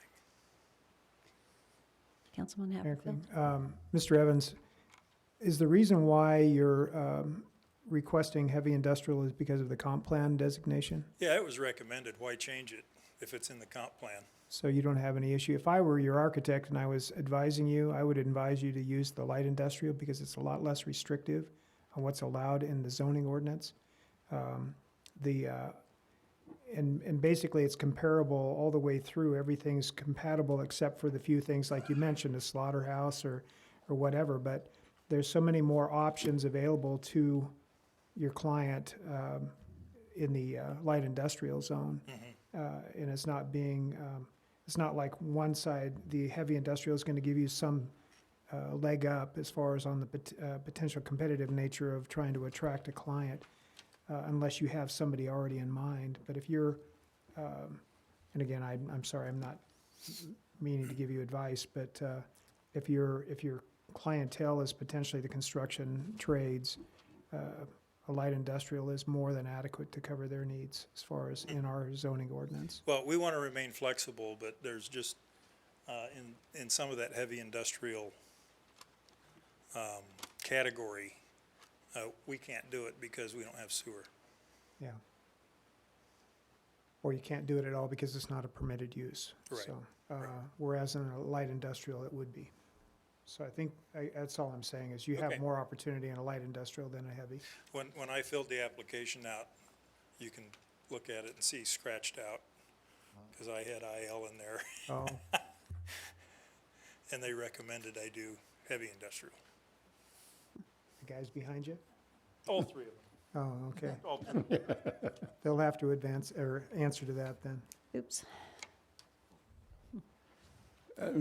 Mayor, think if I could. Mr. Evans, you've heard Mr. Chapman talk about sewer. What about it? What, are you going to do anything about it? Or is that your problem, or what? You're talking irrigation Irrigation wastewater. waste, right. Irrigation Well, wastewater. it has to be maintained the way it is. We're not gonna be able to change it, Okay. Well, that's true, right, right. It's a runoff, right? yeah. I'm not certain. It's my understanding that some of the homes drain into that ditch Well, too, that's why I which said, means it's gonna remain a ditch. right, right. Okay, thank you. Okay, are there any other council questions? Mayor, Yes. thank you.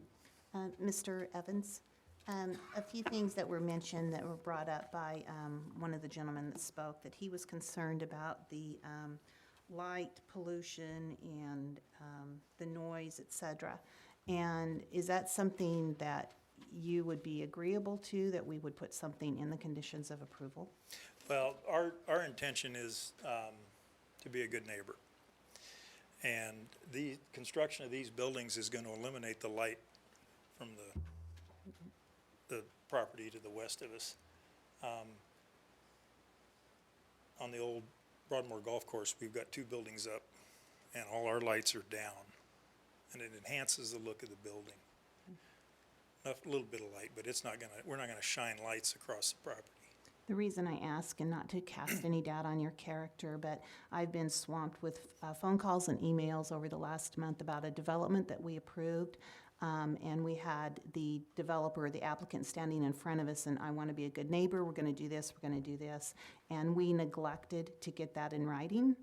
And so I've had continual property owners call me and say, what about this? What about this? What about this? And there's nothing that we can do about it because there's no teeth behind it as far as it was not in the conditions of approval or development agreement. The other thing that I wanted to touch on was, with it being by the railroad, would it be accessed and be used for this development, increasing the railroad traffic? One of the people that testified said that there wasn't a whole lot of traffic at this point, but I'm concerned that it might become. Well, as all of this develops, there's gonna be more railroad traffic. There's gonna be more truck traffic. It's gonna be more everything.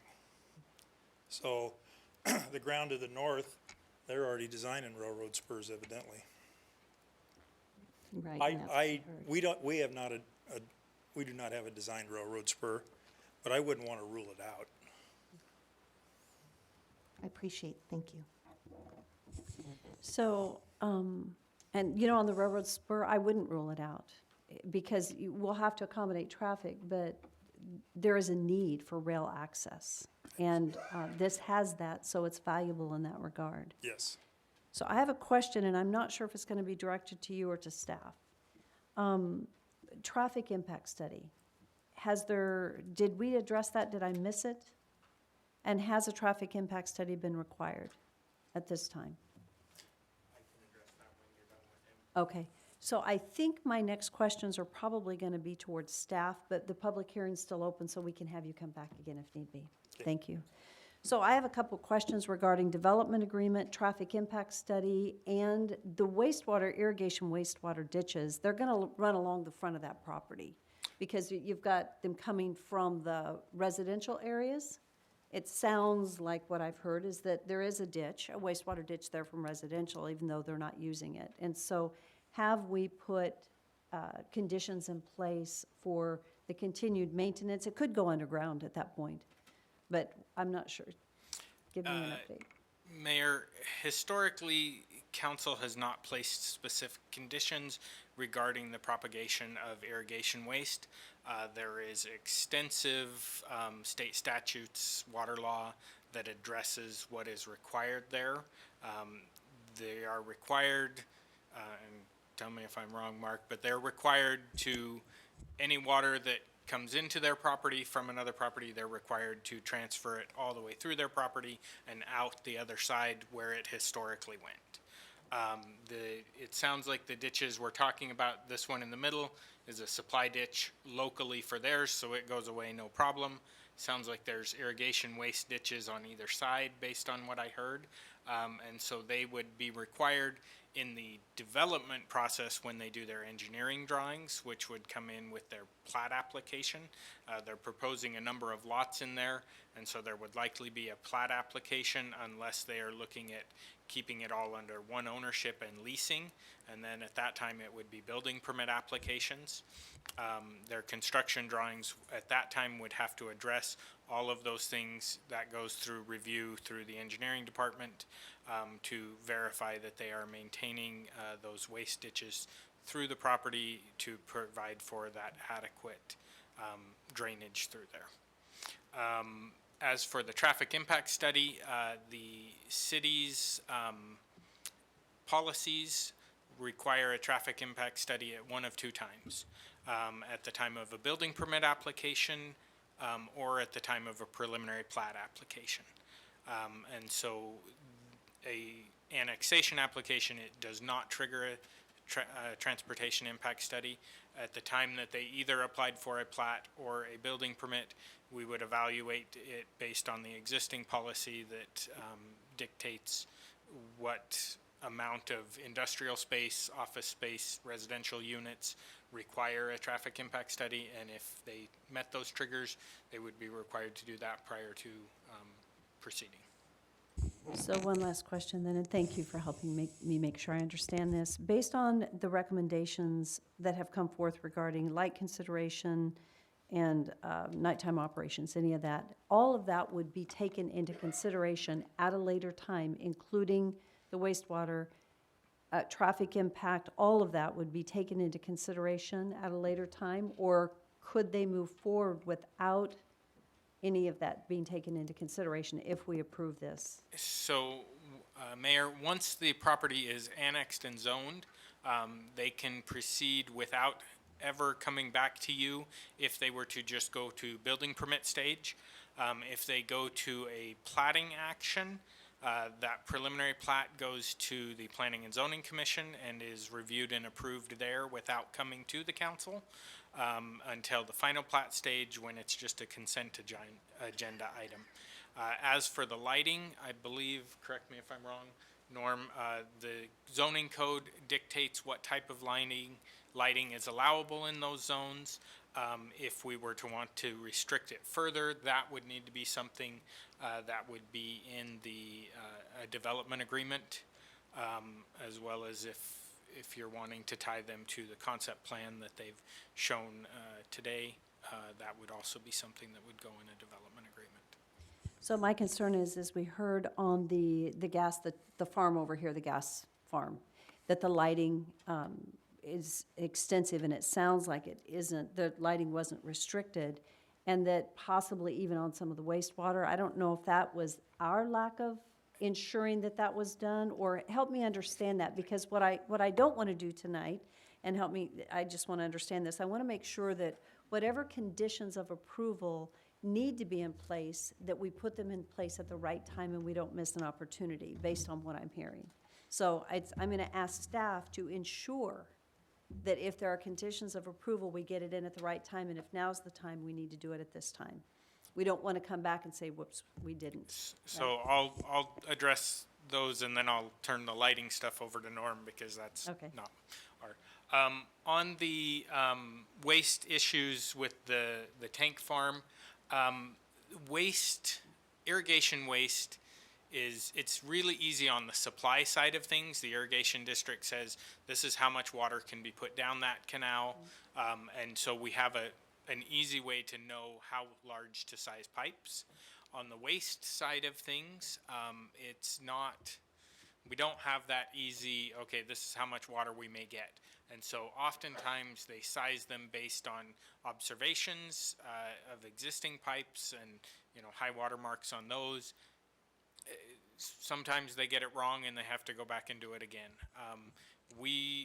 Staff-wise, we review and approve based on the information we have available.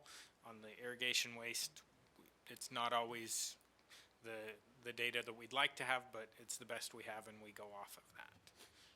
And then if there is still a drainage problem, that the state code would address that it has to be remedied. And I understand that irrigation waste, some of them are dirt ditches. And if they don't keep the silt out of them, then they overflow, they become a mess if they don't do the weeds. And so that's the difficulty you just want to make sure. I'm not sure if there's a south ditch along there that would be in their egress area. If they were there, they would be required to pipe underneath that with their approach. That would certainly be something they would be required to do. Thank you. And if there's nothing more for me, I'll turn it over to Norm to talk about lighting in the different zones. Daniel, before you sit down, sorry, Mayor Kling. In the recommended conditions of approval, there's a statement as far as at the time of development, full frontage improvements and utility extensions to and through the site will be required. I thought I heard that sewer wasn't available. Is sewer available to the property? Currently sewer that would serve this property is not available. It's at the intersection of North Side and Eustick. And so this would be developed on septic. They're basically at the tail end of it. The only things beyond that would be these homes that would service off of that. This property would come in, there's a couple of options. We can come down this side of the railroad tracks or this side at the Noble Drain. At this point, there's not a funding source to bring that in, and there's not a project size such that it would bring that. So, no, they would not be extending sewer. City Water is located in here. They would likely be doing a localized irrigation source as well. Okay, so the statement as far as the utility extensions would exclude sewer. Yes, they would not need to extend sewer at this time. We don't have it available. Okay, that was my confusion.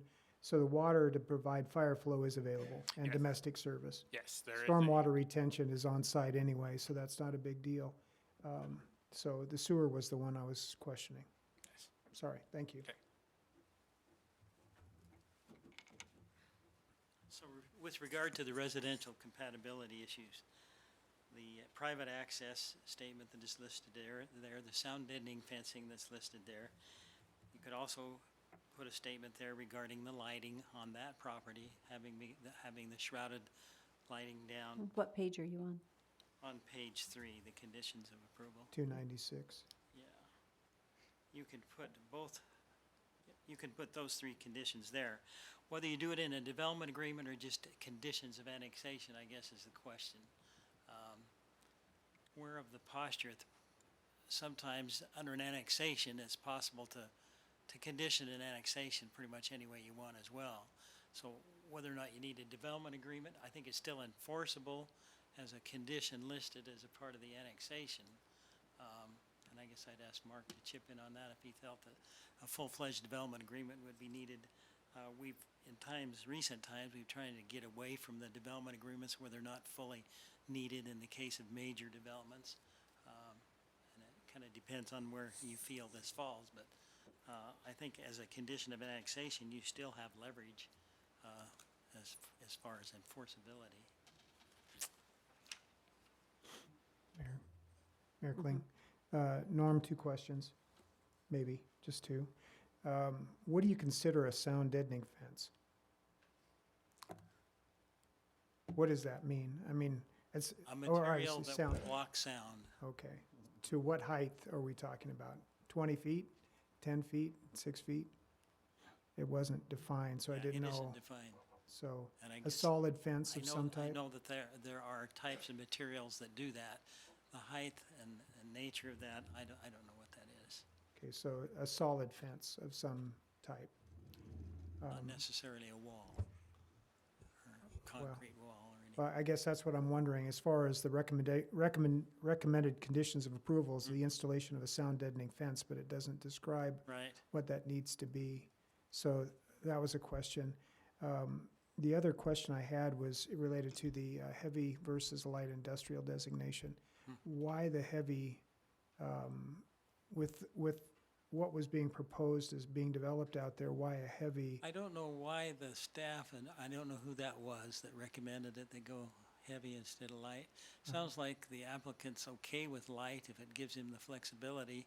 He didn't really say that, but Okay. if he has the flexibility to do with what he anticipates there, he may be willing to go with the light industrial. Well, I just, in going through the zoning ordinance, it appeared that the light industrial would be more conducive to what they were hoping to accomplish out there than the heavy would, because it's more restrictive.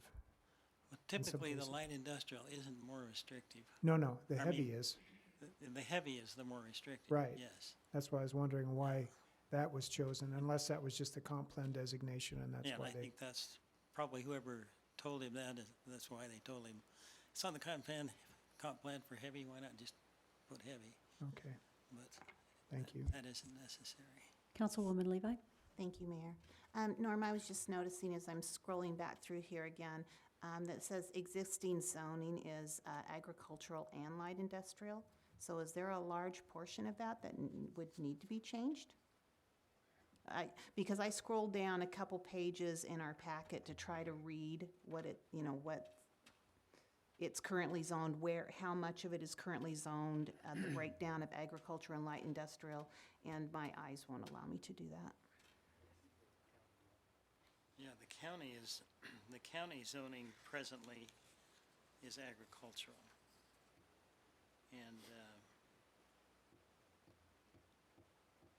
apparently, yeah, I don't remember, there must be some portion of that that's light industrial in the county zoning right now. I'm looking in our packet on page 294, and it just says existing zoning. County ag, that should be county, not count.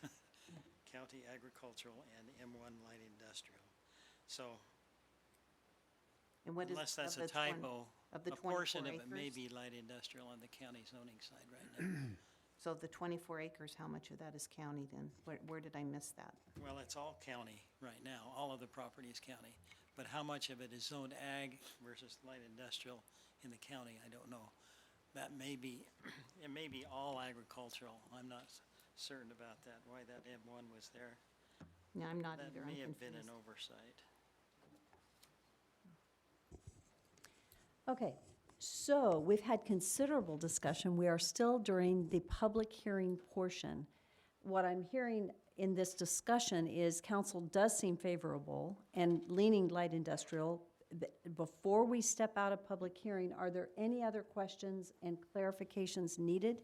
Randy?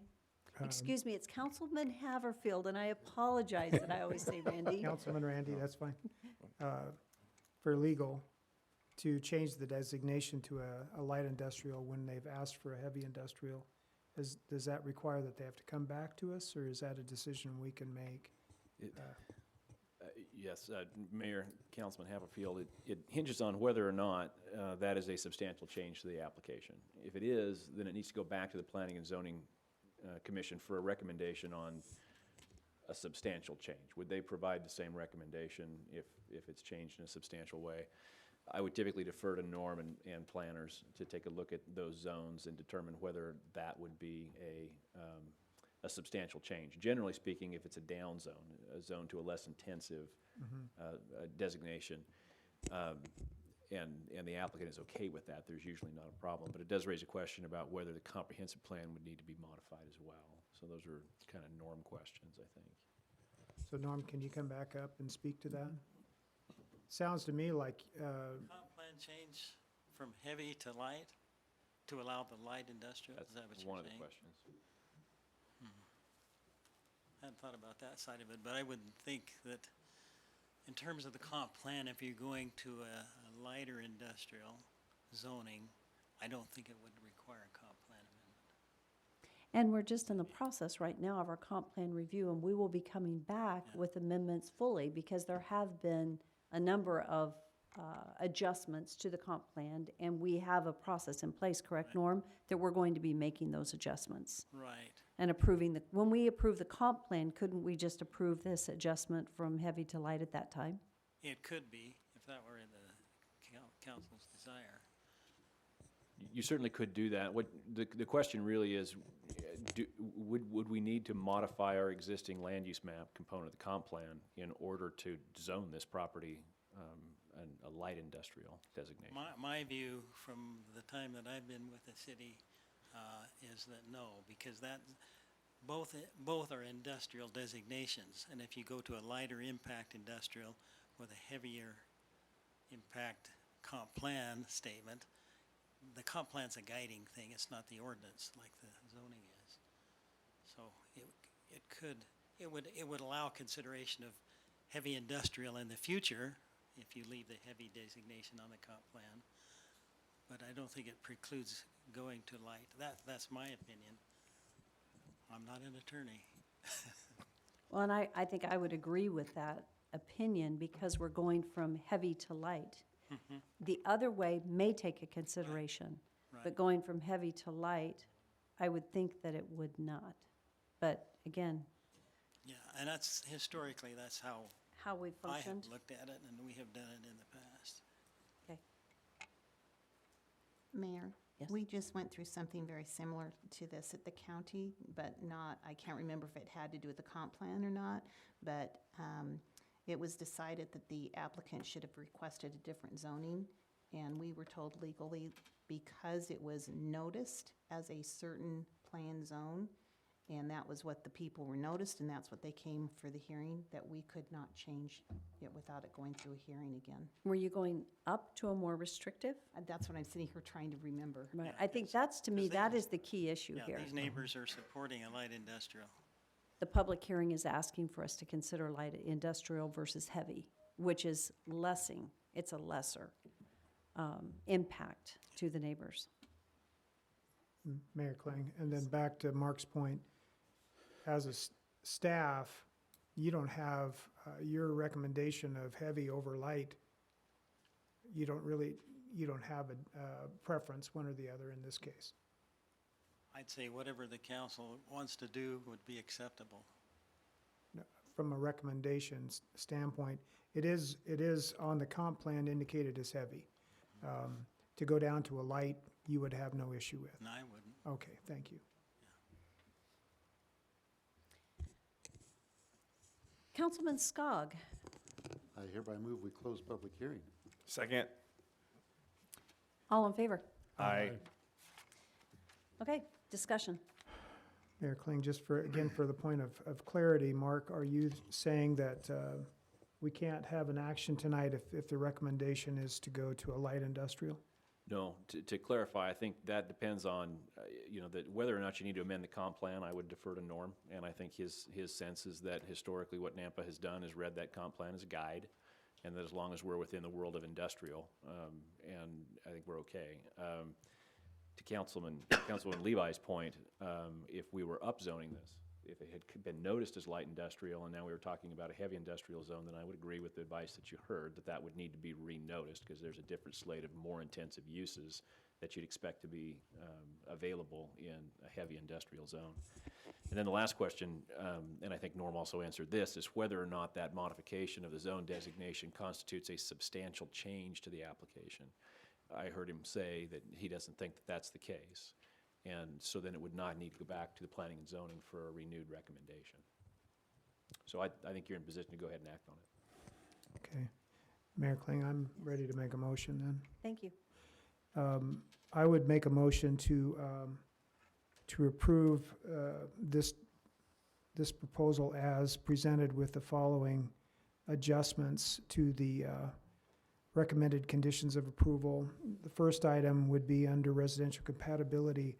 Item 2, that a sound deadening fence would have a height no less than 6 feet and would be solid, a solid fence. I'm not going to state what type of material, but something that is meant to be more of a solid fence for sound deadening purposes.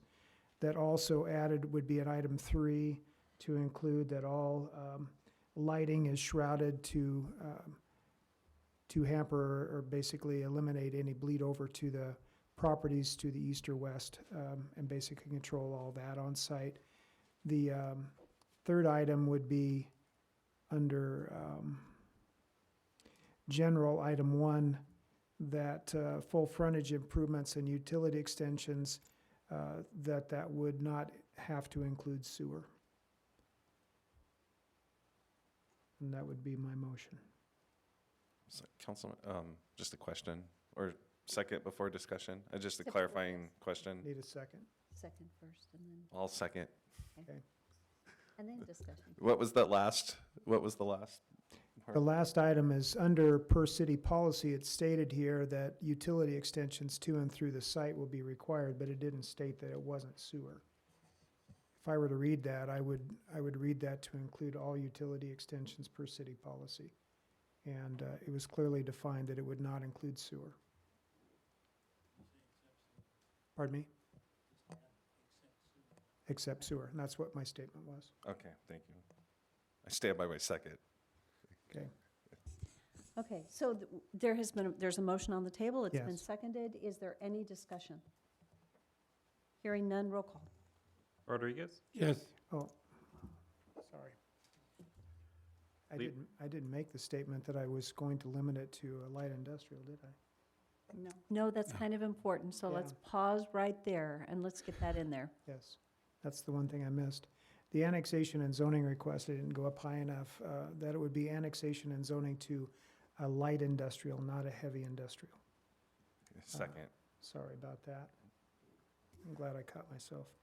Thank you for catching that. So we have adjusted the motion, and you've captured that adjustment. The adjustment has been seconded. Yeah. And is there any further discussion before we move forward? Okay, seeing none, roll call. Rodriguez? Yes. Levi? Yes. Skog? Yes. Hogaboom? Yes. And Haverfield? Yes. That was an extensive discussion, and I guess that reflects, this is a very important piece of property. We appreciate the development, so thank you, owners. We trust that this is all workable as we move forward, and we just appreciate the investment in the community, and most importantly, you're working with the neighbors, because I'm sure it is difficult having this move in. So thank you for respecting them and being mindful of their requests. So, thank you. I believe we have one last public hearing this evening. Madam Mayor, may we take a break? It's been 2 hours and 45 minutes. You know, it has been, so we will take a short break. Let's do 5 minutes, make it quick. Shall we do that? 10. That means 10? Well, let's try 5. We'll see how we.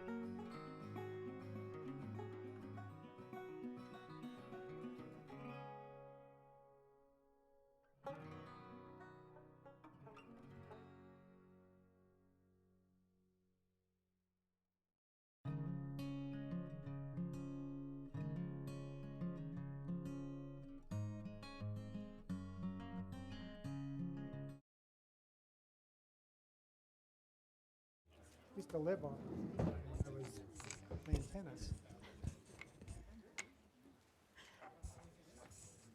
Oh my goodness. For those of you that are still waiting, thank you for your patience. This has been a long evening, and we will try to wrap up. As we get started, I just wanted to have Alexis.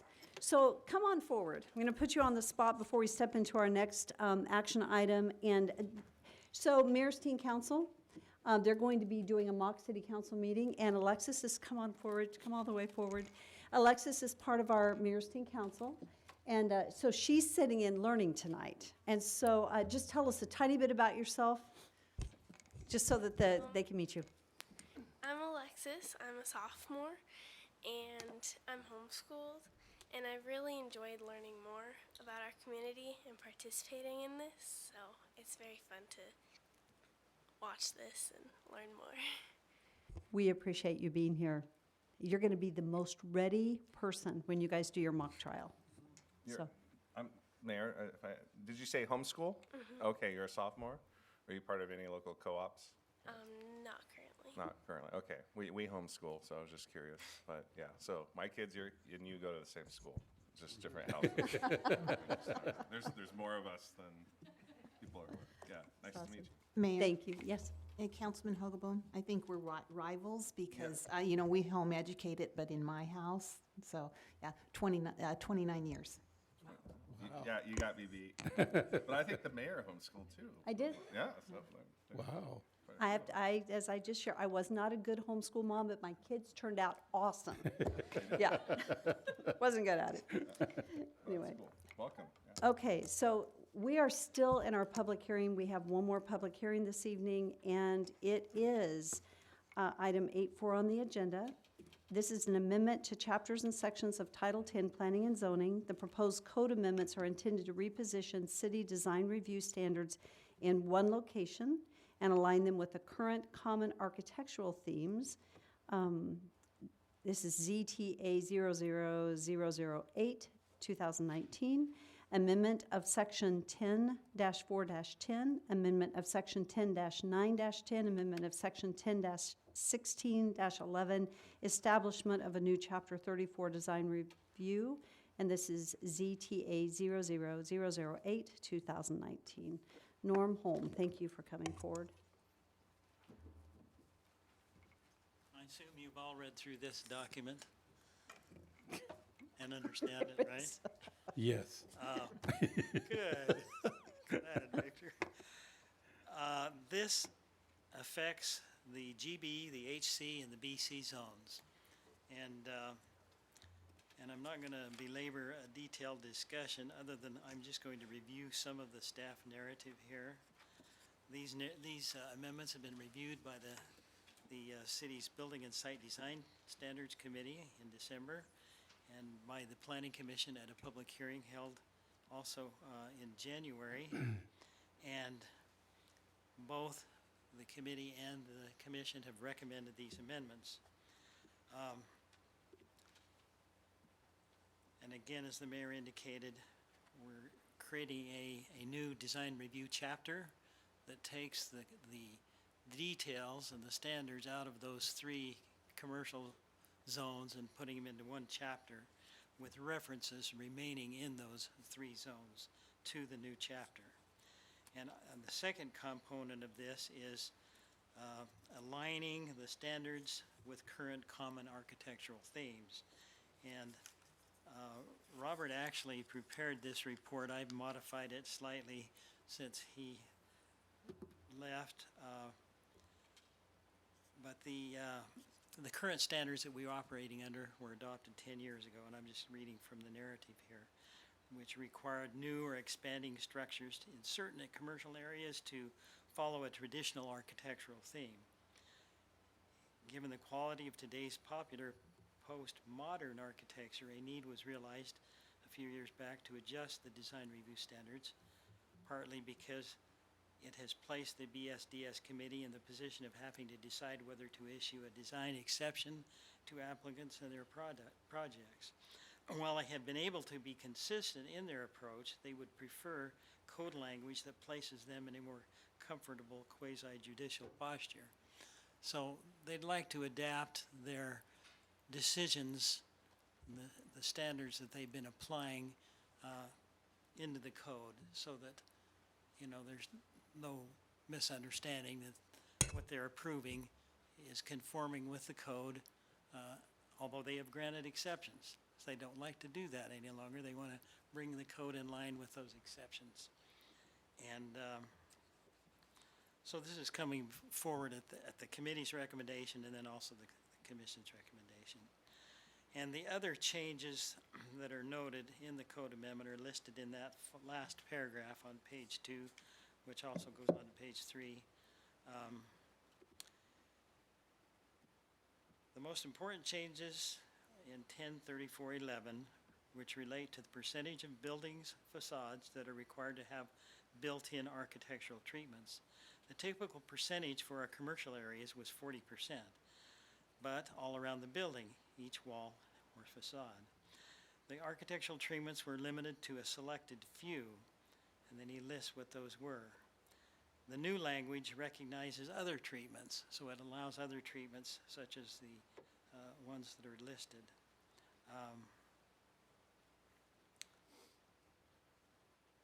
And the committee had previously sanctioned those other additional treatments, so it's mainly putting those other treatments into the code as other options. So though the percentage of the treatment has risen for many projects from 40 to 50% of any facade, instead of all walls being required to meet the 40% standard, it is recommended that building walls facing streets have 50% and the rest 30%. The number of required colors/materials is also proposed to be dropped from 3 to 2, as some buildings are uniform in appearance, and they've learned that it's easier to, you know, to not require as much variation in those colors and materials. For whatever reason, the committee is recommending that be reduced from 3 to 2. And finally, he says the triggers that affect when new design review is called for have been kept as they were, plus improvements to the application. Appeals and permit longevity language have also been built into the amendments. And there is a remaining piece for the downtown business zone, the village and the business and the historic districts that probably will need to be looked at in the future. They still have design review, but they're not addressed under this amendment. And this is because we're in the process and have been for some time looking at a more form-based code downtown, which would need to be built into this at some point. So we're just kind of pausing on that area for the present time. So with that, that is basically, I also listed in the staff report some findings that are listed on the top of page 2, which the council could rely on in terms of findings, in terms of adopting these amendments. You know, the design review is heavily discussed in the strategies of the comprehensive plan. We're not proposing to eliminate any of those. So these changes and the concept of design review and is certainly in harmony with the comprehensive plan, and that these amendments would be in harmony with whatever the city determines to be their proper view of design review for the city. And with that, I'm able to answer any questions that I can. Not major changes, just kind of restructuring and organizing it.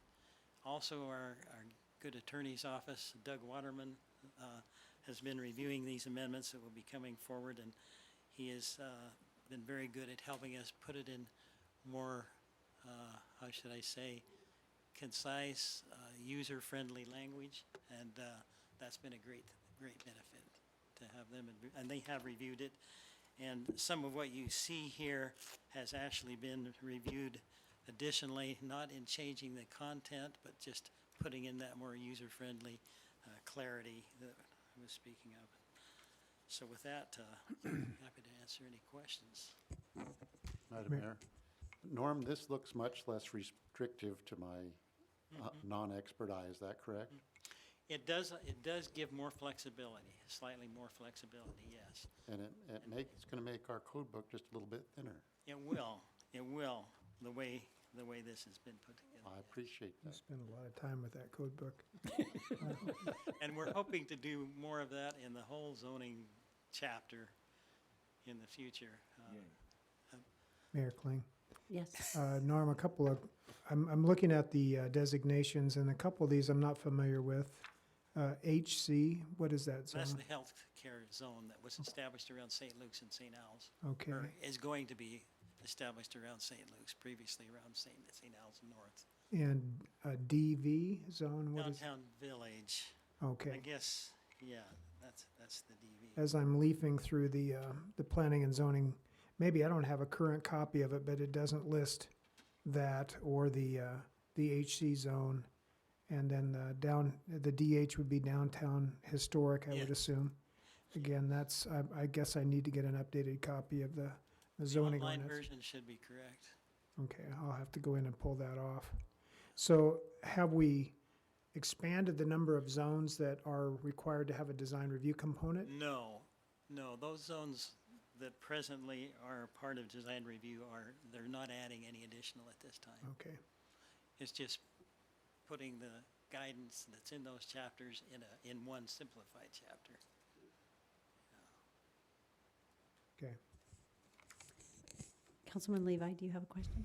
Ma'am. So I just want to double check. So this will apply to the downtown historic?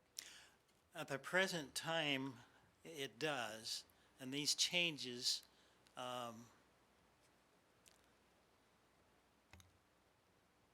I don't believe we're removing any of the current in-chapter changes out of the downtown zones at the present time, because that's the area where we're looking at this form-based zone in the future. So I think that what I'm telling you is that all of those that are in the DV, DB, and DH zones, this will not affect those zones at the present time.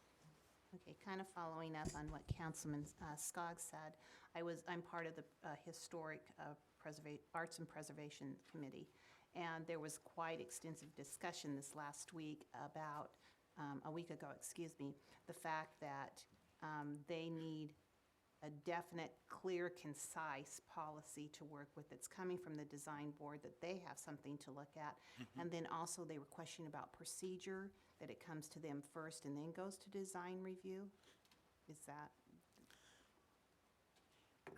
Yeah, I believe that perhaps that should be dealt with as a part of this form-based code discussion, as well as how the Historic Preservation Commission involves themselves in that process. It's not detailed in the ordinance at the present time of how that occurs, but it should be, yes. I know there was great discussion and frustration. And I think we have tried to give them the opportunity to review those that are in those downtown zones, yes. But we need to formalize that. But the reason we haven't yet is because we're still got this form-based discussion going on that would affect all of it too, so. Thank you. Mayor Kling, I can speak to that a little bit too, as my time on the Design Review Commission, that the Historic Commission was meant to be addressed prior to any submittal to the Design Review Commission, so that there was either a buy-in by the Historic Commission or not coming forward, so that was an awareness that was given the Design Review Commission. Yeah, and if Robert were still here, he would probably understand this, but I don't believe that the actual design review ordinance language speaks to that, the relationship between the two at the present time. It's just been kind of an agreed-upon process that hasn't been put in the code. So that's something that we need to do. Yeah. As we move forward, as we need some clarity in that. Will you go first? Are there any other questions? So this is a public hearing, and there is not anyone signed up to testify in favor of or against. Norm is the applicant and the staff report. So is there anyone here that had intended to testify on this issue? So are there any other questions for Norm? Because this concludes our public hearing. So I'll stand for a motion to close public hearing. So moved. Second. All in favor? Aye. Council discussion? Mayor Kling, I'm all in favor of simplifying the process, and hopefully that's what the intent of this is to do. So I would make the motion to adopt the ordinance changes as presented to us this evening. Second. Discussion? Roll call. Rodriguez? Yes. Hogaboom? Yes. Skog? Yes. Levi? Yes. Haverfield? Yes. Okay, since we've kind of reordered our meeting a little bit, I'm going to reorder one more time. And we've got a couple of people that have been sitting here for a long time. And so I'd like to get Griselda done. So we're going to move to item 6.6, and then I want to ask, I think we've got some people waiting for 6.12. Is that correct? Yes. So we're going to do 6.6, and then we're going to go to 6.12, and then we'll come back through. We need 6, I'm sorry? 7 as well. 6.7. Okay, 6.6 and 6.7 go together. Griselda?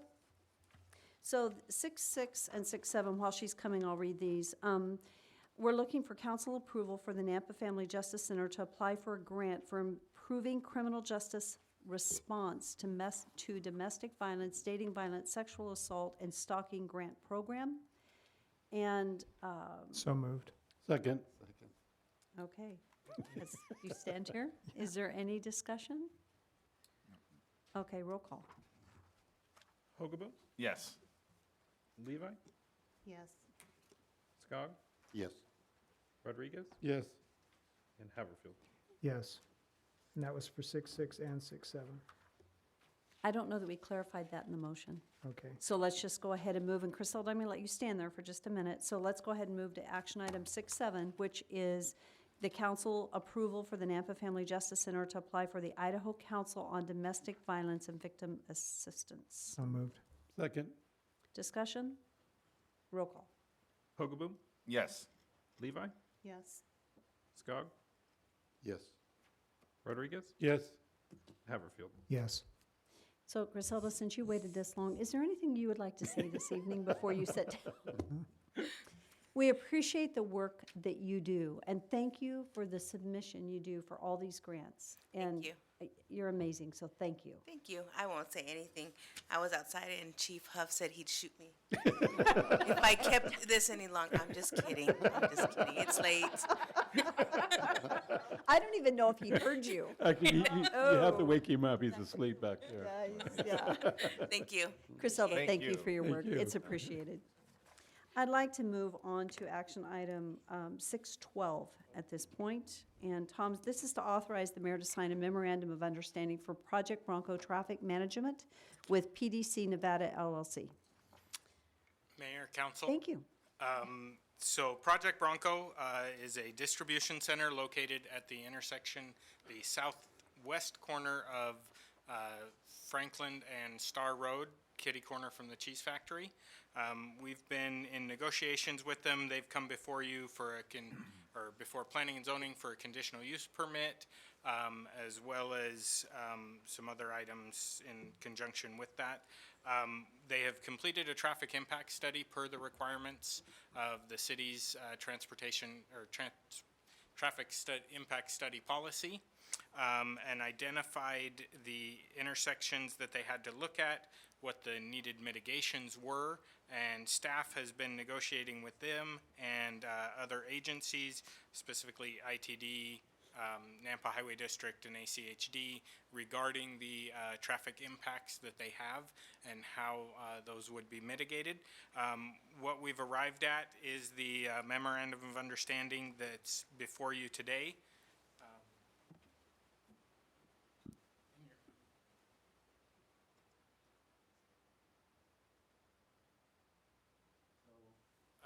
Up on the screen and in your packets, you have the portion that talks about the costs of those impacts.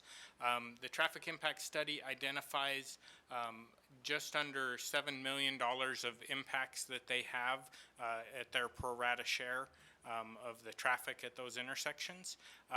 We have negotiated with them, and they will be constructing the intersection at Star and Franklin, they will be changing that from a roundabout to a signalized intersection.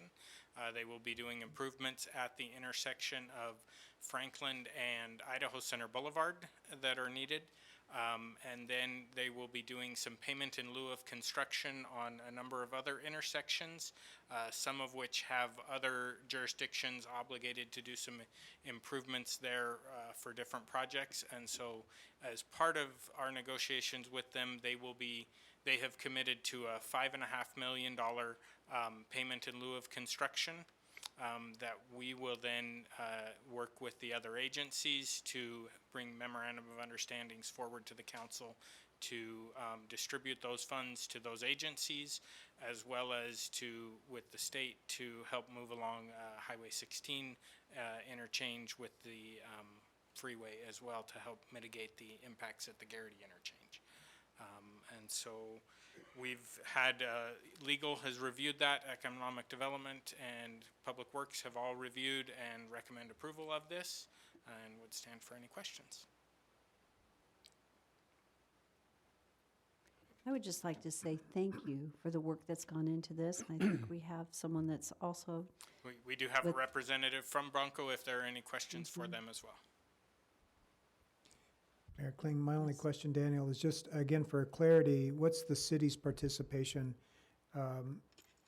amount to, say, for the 2020 total? So the city would not be expending any funds other than the agreement contemplates a application to, is it labor? Commerce. To the state commerce, where we would put forward some impact fees to help bring in more dollars from commerce, which would raise the dollar value that would be available to go towards State Highway 16 improvements. So that would be the only city funds that would be expended on this. And the anticipated value that would be? Do you know? 250,000 in impact fees, which is already listed in the capital improvement plan. It would just be going to match for the commerce dollars, which would then bring more Bronco dollars to the 16 improvements. Okay, thank you. Mayor, thank you. Daniel, under the recitals, letter D, developer may enter into a sales tax anticipation revenue agreement with the city. Could you tell me what a sales tax anticipation revenue agreement is, please? So that is it's short for, or that's long for a STARS agreement. The STARS agreement allows the developer to expend up to $35 million and be reimbursed for those improvements through sales tax, a percentage of their sales tax that goes through that facility. If they choose to enter into that, we will be coming back to you with an expanded list of improvements that will be done. They just have not made a final determination if they are going to pursue that with the state or not. Thank you. are there any further questions? Okay, would stand for a motion for approval. Mayor Kling, I'll make a motion to approve the memorandum of understanding. Second. Any further discussion? Roll call. Hogaboo, Yes. Levi, Yes. Skog, Yes. Haverfield, Yes. Rodriguez. Yes. I would just like to say thank you to all. Deb, thank you. You've hung around a long time tonight. Thank you to the entire team. This has been a considerable amount of effort to get to this point on this project. And the one thing I've heard is that the teams that have worked together, and I want to say it has been ITD, Compass has been at the table, Highway District 1 has been at the table, the city's been at the table, and I know I'm forgetting somebody right now. ACHD. They have worked together very, very well. It's taken everybody to work through this process, and I really appreciate our team, and you guys have done an amazing job. And Deb, you have too. So thank you. Okay, so I'm going to leave unfinished business till the end because it doesn't impact anybody here. And I want to do something really unusual. Is there someone here, a citizen, that is waiting for a specific item? What item are you waiting for? Are you waiting for a specific item? 610? Okay, let's do 610. Is there any, you know, I just. Yeah, I know. I haven't done this before, but 614 as well? Okay, I'll have to find that. Well, let's move to 610 on the agenda, and then we're going to go back to the, down from there. Okay, so 610 on the agenda is an action item, which is authorizing the mayor and public works director to sign task order for scope of work for Stantec for the Nampa wastewater treatment plant Phase 2 upgrades. This is Project Group D. It's the primary digester, number 5, and the flare relocation, air quality permitting in the amount of $33,200. So moved. So moved. Second? Is there any discussion? All in, excuse me, roll call? Rodriguez? No. Hogaboom? Yes. Levi? Yes. Skog? Yes. And Haverfield? Yes. And I'm assuming that was a pass, not a tie. Okay, so I was listening. Okay, so let's move down to 614. This is to authorize the mayor to sign a non-development agreement, Exhibit B, between the city and Toll Southwest LLC. This has been reviewed and approved by legal. Okay.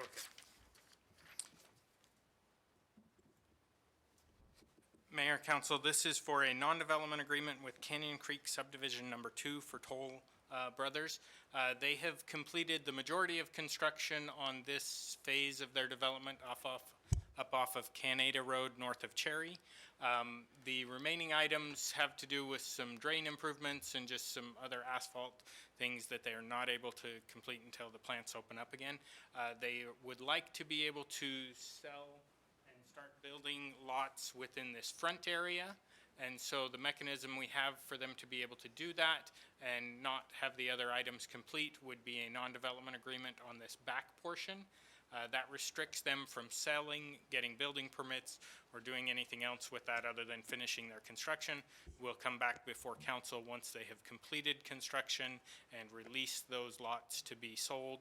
And so that's the request. Would stand for any questions. Mayor Kling, so is there 30 lots there? There are less than 30 lots within this front portion. So they can get by with the one exit then? Yes. Okay.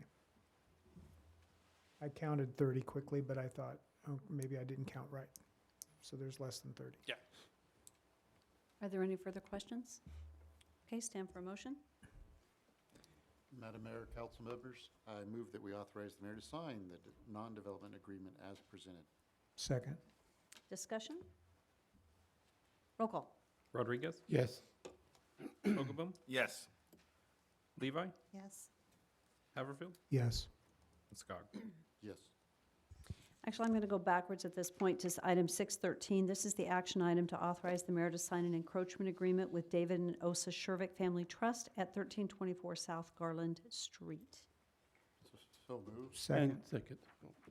It's been moved and seconded, so it was moved by Councilman Skog, seconded by Randy. Okay, excuse me, I was, One of us. thank you. Okay, discussion. Roll call? Rodriguez? Yes. Hogaboom? Yes. Levi? Yes. Yes. Haverfield? Yes. And Skog? Yes. Okay. Let's go to item 6.4 on the agenda, and we're going to go straight down from there. We've already done 6.1, 6.2, and 6.3. Item 6.4 is an action item to authorize the mayor to sign the fire district contract service agreement for 2018-19. So moved. Second. Discussion? Before we vote, I just wanted to make sure I understood. Is this our normal procedure? Okay. Nothing's changed. All right. Thank you. I'm good. Okay. Any further discussion? Roll call. Levi? Yes. Haverfield? Yes. Skog? Yes. Rodriguez? Yes. And Hogaboom? Yes.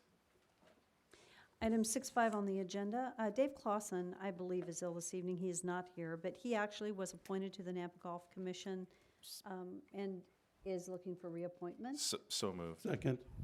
All in favor? Aye. Item 6.6 is completed. Item 6.7 is completed. Item 6.8, Beth Einick. This is a discussion and direction to staff for the downtown parking management. Beth, thank you for waiting so late, along with all the rest of the staff. Mayor and Council, I submitted quite a bit of information in your packets regarding downtown parking. As we were doing some of our stakeholder interviews and focus groups this last fall, parking in downtown is a favorite subject always. And so some of the questions that came back was specifically regarding the 2-hour time restrictions in downtown.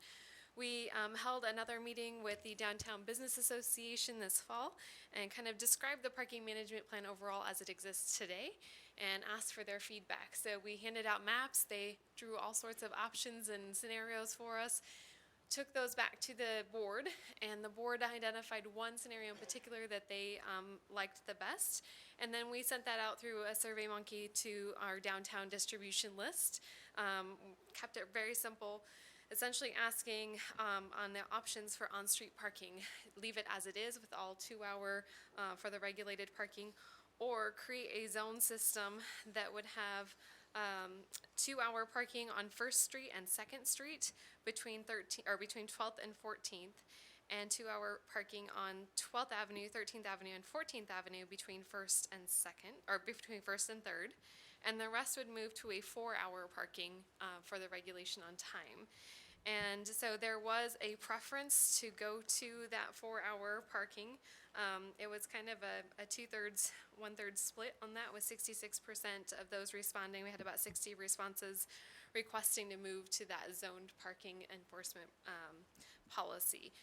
And then we also asked about leased parking. We are fairly at capacity with our leased parking right now, and as it's been my time with the city and before, is that when you have a leased spot, you get your spot and nobody else can park there. It is reserved for you Monday through Friday. Our lease agreements say between 7 a.m. and 6 p.m. And if somebody else parks there, we go out and ticket them. So we asked the question, do you want to keep that, or do you want to move to a license to hunt? The NDC parking garage is structured on a license to hunt type of process where you pay for a permit and you may or may not get a spot. It's based on availability at that moment. That's how most kind of leased parking is regulated across the country, because it's a more effective way. A lot of times you'll look out in our leased parking spots and they're not completely full because that person may not be at work that day. So it allows you to essentially oversell the lot slightly. Obviously you want to maintain good customer service so people continue to lease, but it does allow you to create a little bit more effectiveness. I did not anticipate that that would be a preference for our downtown, and they did identify, again, about a 2/3 split that wanted a parking pass that allows people to park in any stall. And there's certainly some more refining that we could do on that, whether you buy a lease parking for a particular lot or you buy one for all of downtown and you can park in any lot. So just some food for thought, and so we consider tonight we're essentially looking for direction on what do we bring back to you for an ordinance change to our parking management system. Do we regulate parking with a zone philosophy that is identified here with 4 hours in a majority of it and 2 hours in the core central area? Do we leave it the same? Do you want to see something completely different? And also, just to note, there would be a revenue offset. We feel like we know from our parking data that about 40% of the tickets that are issued for overtime are issued within the area that would transition to 4-hour parking. So certainly recognizing that we would probably see a significant decrease in parking ticket revenue. Parking ticket revenue accounts for about $15,000 of the parking budget overall. And then we would also anticipate that we might see a decrease in leased parking as you have employees who might choose to then park in a 4-hour on-street parking instead of leasing a parking space where they can certainly go out on their lunch after a 4-hour portion of the day, go move their vehicle, and be good to go for the rest of the day. So we just estimated that we would probably see a decrease in revenue by $10,000 within the parking budget. So that would be one thing to consider as well. Would you like to see these changes happen immediately? Would you like to wait until a new fiscal year when that budget can be absorbed in the budgeting process? So, quick and dirty. Thank you for your work. Thank you for the research that you did. And it's a good report, so thank you very much for that. For clarity, Beth, the green area or the downtown area, was the business owners down there, were they the ones that were asked these questions? So this was their preference to have a 2-hour in front of their businesses then? Yes. Okay. And then as far as the number of downtown off-street parking areas that the city controls, how many are there? That's an excellent question. I don't know offhand. Okay. So I was just wondering how many fall within that 2-hour designation versus the stuff that's on front that I know that is city controlled. Obviously, the parking structure is under NDC responsibility at this point. So on-street parking would be 2-hour in the green area. Any off-street parking, you need to help us know where they are as far as to answer the question, as far as on leasing. Correct? The leasing would be off-street. Right. Right. And just where are they located? I guess it may be my question. Okay, there are, Mayor and Council, there's about, I believe, 7 parking lots that the city owns and operates for leased parking kind of spread out throughout downtown. Okay. So- Do you know how many fall within that 2-hour designation? There is perhaps 2, Okay. but they would remain leased, is what's proposed at this point. Okay. So that wouldn't impact any more than they already impact those downtown business owners. Thank you. Madam Mayor? As a formerly having my business downtown and dealing with the parking, I like the idea of the 2-hour versus 4-hour and put into application as quickly as possible. That's my preference. As the lease parking, just as a former businessman downtown, I would like to have my own spot. And so I don't lean that way, but that's just me.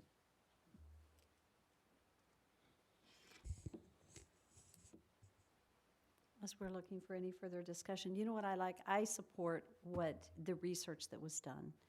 And so I think it's the recommendations that came from those that were surveyed of their preferences. So I certainly would support going that direction. But it's really up to council. You guys are the ones voting. So are there questions, discussion, concerns? One last question, Beth. How far does it go to 16th or does it not go to 16th to the east? And does it go to 10th to the west so what is the defined area? Yeah, so I'm just wondering if I'm in the downtown area or not. Mayor and Council, I don't believe it includes 16th. Okay, The historic district certainly does, but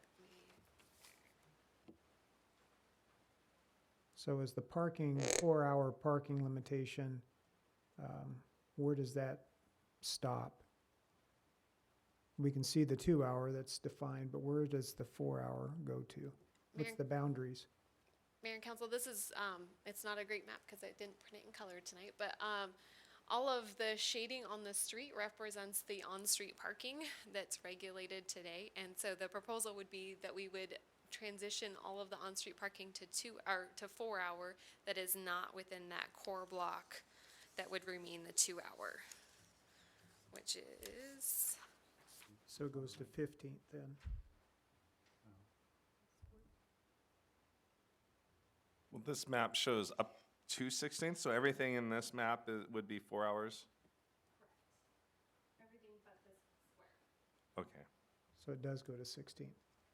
but you're safe on the other side, though. Yeah, I own the building, so You're good. I can park on my grass if I want to. There's just on-street parking on 15th. So essentially between 10th and 15th, front and 3rd is what's regulated. 3rd, not 4th. 4th is not regulated. There is on-street parking, but it's not time limited. Okay. So would that be, I'm sorry. Front to 3rd, 16th to 10th. Okay. So is there some parking that's not restricted that would now fall under a 4-hour time frame? Mayor and Council, I'd have to double check, but I think we would keep whatever's 2 hours outside that block, we would Yeah. transition to 4-hour. Okay, so there's nothing that's right now no time limit that would then be more restrictive with the 4-hour that you're aware That I'm aware of, of? Okay. unless that's something you want us to look into. This map, I just don't know if there's any residents who park on the street in front, who don't have garages, or who are exempt from off-street parking minimums because of the layout, that if that were to move to a 4-hour, that's only between 6 in the or 7 in the morning to, The Mayor and Council, the on-street parking is regulated between 8 and 5, Monday through Friday, I believe what the signage says. And we have had instances in the past where we've had some residents, there's a couple of apartment structures downtown, and we've issued a residential permit to them, recognizing that they live there and have a little bit different circumstance. okay, all right. So you reached out to, what list did you use to reach out to the people that you reached out to?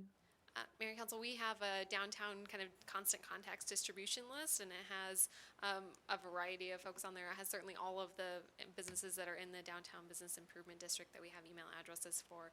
It also has various stakeholders that have somewhere along the way signed a document that said they're interested in downtown. So it's kind of a catch-all list. So when I'm looking at 14th, and it's between 2nd and 3rd, not everyone on the east side of that street is in the BID. And so I would have thought you probably had them on a distribution list, but you'd want to make sure that they were notified or communicated with. So you'll ensure that everyone is, okay. Thank you. Councilman Thank you, Levi? Mayor. You asked one of my questions, my concerns. So I read here that to park in a leased space in the city-owned lots is $15 for the month. That's incredible. Well, I agree with Councilman Skog as far as if I'm going to lease a space, kind of like when you lease a home, you want to make sure it's there and it's only yours. And I would feel that people would think the same thing with downtown. That's their spot, whether it's being used or not, they paid for it. Can we ask, though, I believe we heard that 2/3 of the respondents said they didn't care. I believe that's when you, is that correct? That's correct, which I was surprised by. That was not, I anticipated exactly your comments. I don't like the idea of overselling.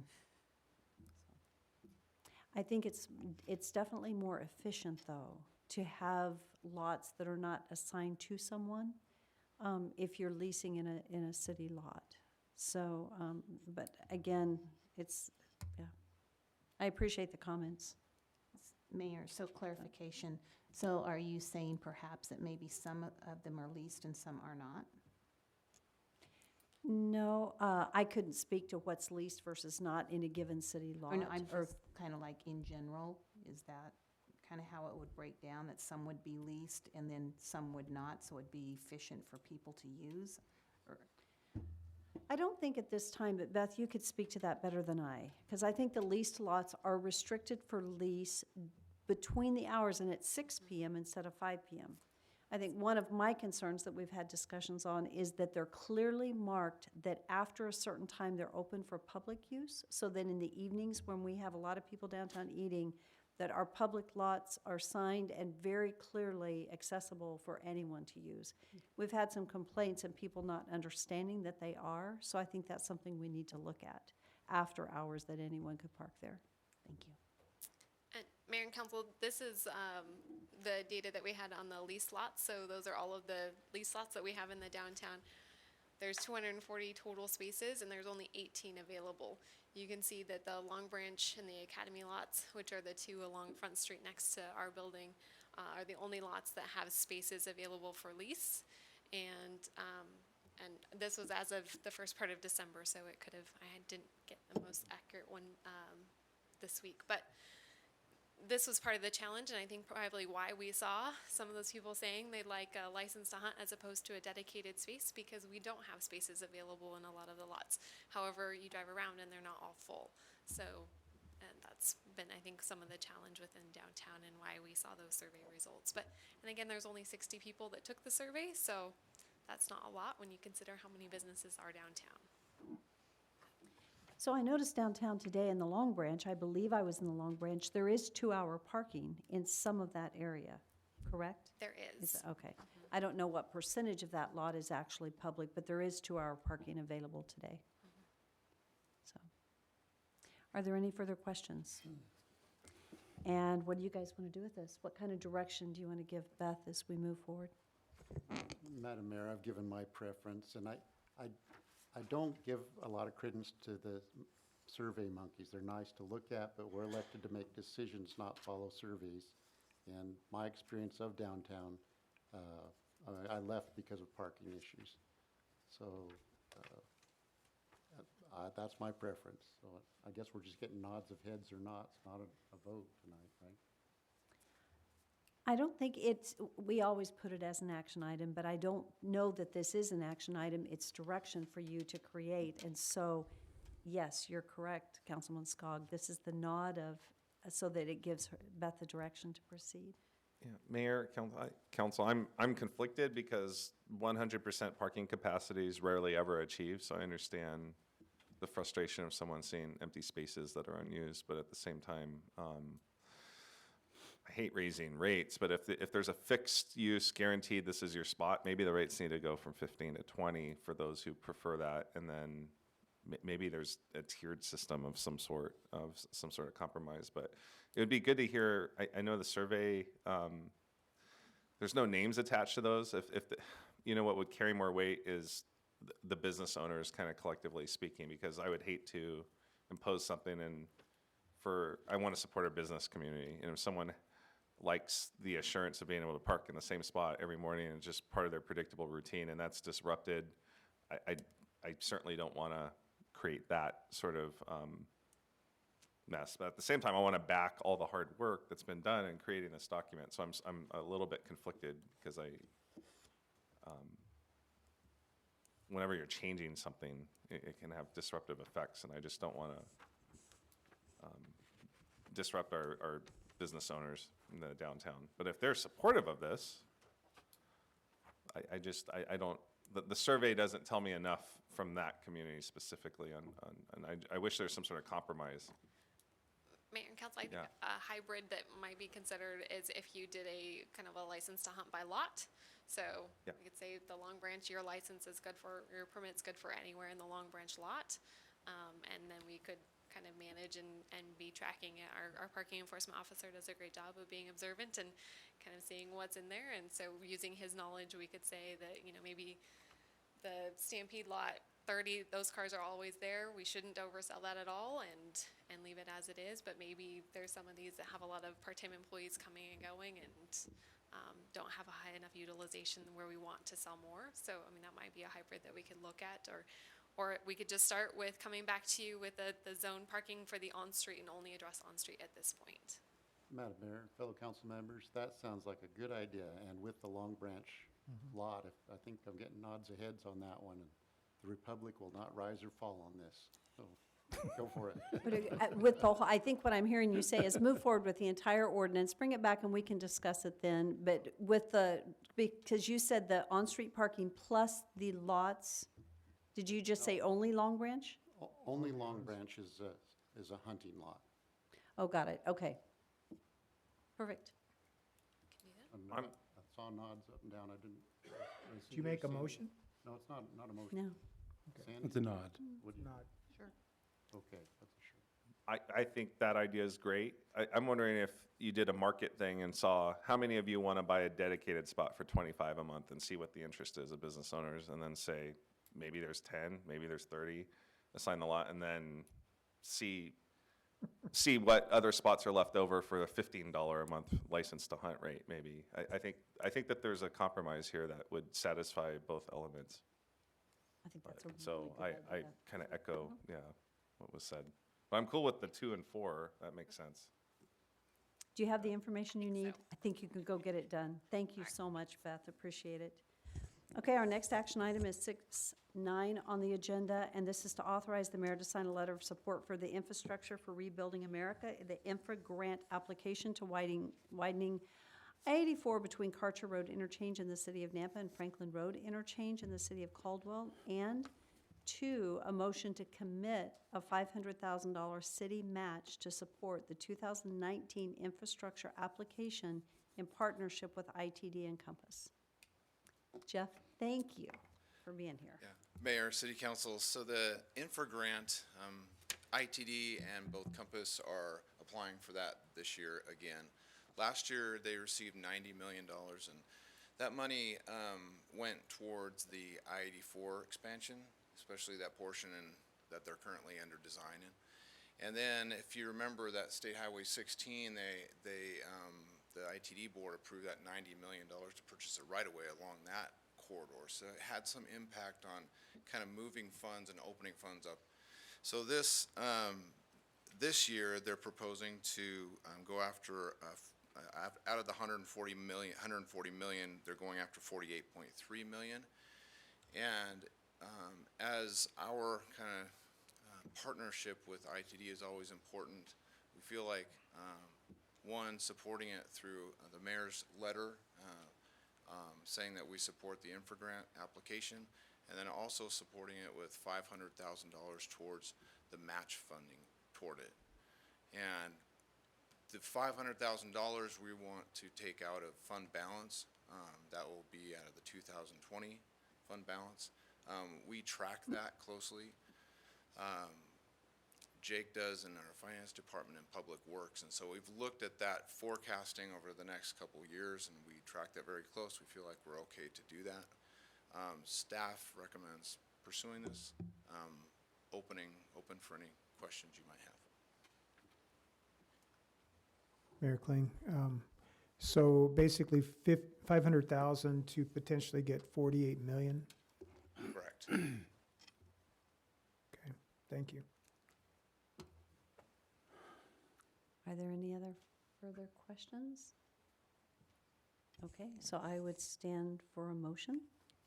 Mayor Kling, I'd make the motion to authorize you to sign this letter of support with the knowledge that this 500,000 is a fund balance item in the 2020 fiscal year budget. Second that. It's been moved and seconded. Is there any further discussion? Just a question. Fund balance out of the enterprise funds? Out of No, the streets fund. Streets fund, okay, thank you. Councilman. Are there any further questions? Roll call. Hogaboom, Yes. Levi, Yes.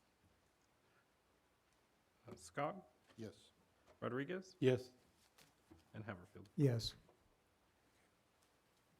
Thank you. Thank you. Okay, so we have 6:10 we have done. 6:11, this is a resolution for public hearing on March 18th for the creation of the sidewalk at LID 167 for Zone E. So moved. Second?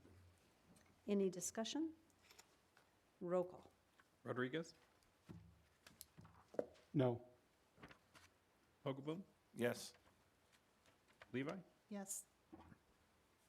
Scott, Yes. and Haverfield. Yes. Okay, so I believe, and I'm going to do just a really quick check. I'm going to go to unfinished business at this time because I believe we have covered all of the new business, but I am going to go back and check it before we conclude the meeting. Unfinished business, action item 4.1 is to approve the summary publication for ordinance 4417 for pressure irrigation annexation. So I'm not sure who's speaking on that. I don't have a name under that one tonight. Mayor, this is really just, the ordinance was approved previous meeting. This is just the summary publication, just what we print in the paper. Okay. So do we need to read through that, or is it, no? We already approved the ordinance. Okay, so it's done. So this is we do need a motion. It's an all in favor vote. So is- moved. Is it under suspension of rules? It is not, nope. Just a summary? No, yep. Okay. Okay, so it's been moved by Hogaboam, Second. Haverfield. Discussion? All in favor? Aye. Item 4.2 on the agenda, this is the first reading of ordinance for annexation and zoning to RS7 single-family residential 7,000 square foot for Carriage Hill West subdivision east of Midway Road between West Io Avenue and Lake Lowell Avenue. This is a 122.38 acre portion of the northwest quarter of Section 31, T3N R2W, B, M, for 368 single-family residential lots, or 3.01 lots per gross acre for Engineering Solutions LLP, representing Toll Idaho LLC. An ordinance determining that certain lands generally described as lying east of Midway Road between West Iowa Road and Lake Lowell Avenue, comprising approximately 122.38 acres, more or less, lay contiguous to the city limits of the city of Nampa, county of Canyon, state of Idaho, and that said land should be annexed into the city of Nampa, Idaho, as part of the RS7 zone, declaring said lands by proper legal description as described below to be a part of the city of Nampa, Canyon County, Idaho, directing the city engineer and planning and zoning director to add said property to the official maps of the city of Nampa, Idaho, repealing all ordinances, resolutions, orders, or parts thereof in conflict herewith, providing an effective date, and directing the clerk of the city of Nampa to file a certified copy of the ordinance and map of the area to be annexed with Canyon County, state of Idaho, and the Idaho State Tax Commission pursuant to Idaho Code Section 63-215. And this is requested to pass under suspension of rules. So moved. Second. Discussion? Roll call. Hogaboom? Yes. Levi? No. Skog? Yes. Rodriguez? Yes. And Haverfield. Yes.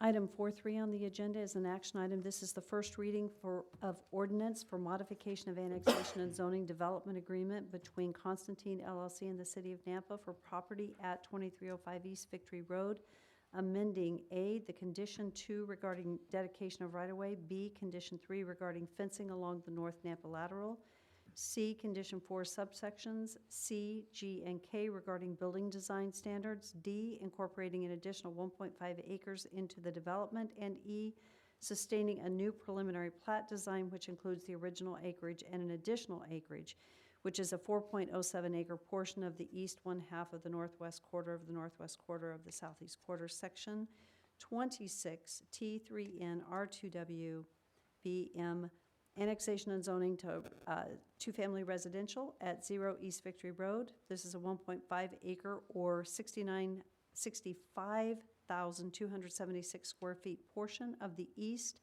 half of the northwest quarter of the northwest quarter of the northeast quarter of section 26 T3N R2W BM for Riley Planning Services representing Getty Capital of Idaho.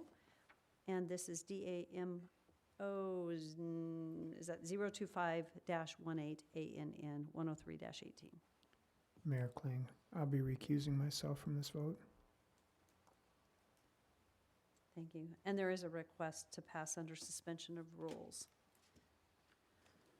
An ordinance enacted by the Nampa City Council to modify the annexation and zoning development agreement to which those certain parcels of real property commonly known as the Covey Run subdivision located at or near 2305 East Victory Road, Nampa, Canyon County, Idaho, comprising approximately 4.588 acres, more or less, are subject to described in ordinance number 3670 and recorded on February 22, 2007 as instrument number 2007013171, records of Canyon County, Idaho, so as to include an additional annexed triangular-shaped parcel adjacent to and immediately to the east of the original parcels described above, and to enable development of attached dwellings in a fourplex-style configuration rather than townhomes, directing the city planning director to alter the use and area map accordingly, determining that said adjacent lands lying immediately to the east of the property referenced above, comprising and approximately 1.5 acres more or less, lay contiguous to the city limits of the city of Nampa, County of Canyon, state of Idaho, and that said land should be annexed into the city of Nampa, Idaho, as part of the RD zone, declaring said lands by proper legal description as described below to be part of the city of Nampa, Canyon County, Idaho, directing the city engineer and planning and zoning director to add said property to the official maps of the city of Nampa, Idaho, providing an effective date, providing for severability, and repealing all ordinances, resolutions, orders, or parts thereof in conflict herewith, and directing the city clerk of the city of Nampa to file a certified copy of the ordinance and map of the area to be annexed with Canyon County, state of Idaho, and the Idaho State Tax Commission pursuant to Idaho Code Section 63-215. Stand for a motion to approve under suspension of rules. So moved. Second. Discussion? Roll call? Levi? Yes. Skog? Yes. Rodriguez? Yes. And Hogaboom. Yes. Did we get them all? Okay. The next item on the agenda is item number 4.4. This is an action item. This is the first reading of ordinance for the no smoking or non-smoking area by the Nampa Public Library. Madam Mayor, my understanding is this, the council approved this for no smoking, that type of thing, and the library square, but not parking garage. And I see parking garage has been added to that, not by any direction of any council member that I'm aware of. So I guess we'll discuss that after it's read. And I would defer to legal because it could be just an error. And so I'm not sure where that came from. Madam Mayor, I can tell you that, that Maren drafted it based on the conversation that occurred at the last council meeting. And if this wasn't discussed, I didn't discuss the ordinance at that level of detail with her. Reading through it, I think what it's indicating is that the entire area would be subject to the city ordinance, provided that the city clerk would need, it looks like, to consult with Nampa Development Corporation on areas within that, the overall area where smoking would be permitted. And that's because of the interest that the Development Corporation has in the property. Right? So there's going to have to be an agreement reached on specifically where smoking would be permitted. But we can certainly take it back and modify it. If there's a desire to limit, you know, what the city would like to see as the area prohibited for smoking. I think it was clearly stated at the last council meeting. I think the area in question is the parking garage area that wasn't. And so at this time, maybe the thing to do, due to the lateness of the evening, is to move this to unfinished business at the next meeting. Let's go back and listen to the discussion and clarify what actually it said and ensure that the ordinance is correctly written according to the vote and discussion at the last meeting. Would that be favorable to everyone here, or? Mayor, Council, would it be appropriate at this point to direct any modifications of what's printed? As Councilman Skog mentioned, the garage, there's one other item in the ordinance that I also would like clarification on. Or is that to be done in some other setting or form? Madam Mayor, if I may, no, we're trying to capture the council's desire here, and if we didn't quite do that, then we don't even need to go back and listen. If the council is generally in agreement on, you know, what the ordinance should look like, we can simply make those changes and bring it back. Move, as you suggest, Mayor, move it to unfinished business and bring back some amended language. So Mayor, Council, there's one piece that says or surrounding, which it's within or surrounding. And while the specified area is listed, the surrounding the library square seems a little bit ambiguous. I'm not a lawyer, so I don't know if that includes something more expansive beyond the area or it's restricted within, but because within and surrounding are both mentioned, it seems like that they're contrasting each other in some sense. So I was wanting clarification on that because I don't want it surrounding as in extending beyond or outside of the area that was specified. And forgive me, Councilman Hogaboom, I was not here. Are you just simply trying to capture the courtyard plaza area? That is correct. correct. The library square? Just that public area. So I think that this ordinance is correct in making an exception for the business building along Second Street South, which is mentioned here on that private business itself. I've heard back from Gardner. They don't oppose. They support the ordinance as it applies to the common area within the plaza. The private businesses would be excluded from being fines. I don't know if you're allowed to smoke within those businesses, but if they had a business model, like a cigar lounge or something, within, that's perfectly fine. It's just within that area. The garage as well, if NDC was okay with it, that's where the designated smoking area would be subject to some sort of approval between the city clerk and members there. If someone's lighting up in their vehicle, I don't know if they would be exempt. If they're within their car, if they're exempt, I don't want people penalized if they're within their car. But I know there's also a problem in the stairwell at the parking garage. I don't know if that would be included. I know that's under NDC control, but there's been a problem of people hanging out within the internal stairwell, smoking and doing other things that aren't appropriate, that we definitely want to clean up.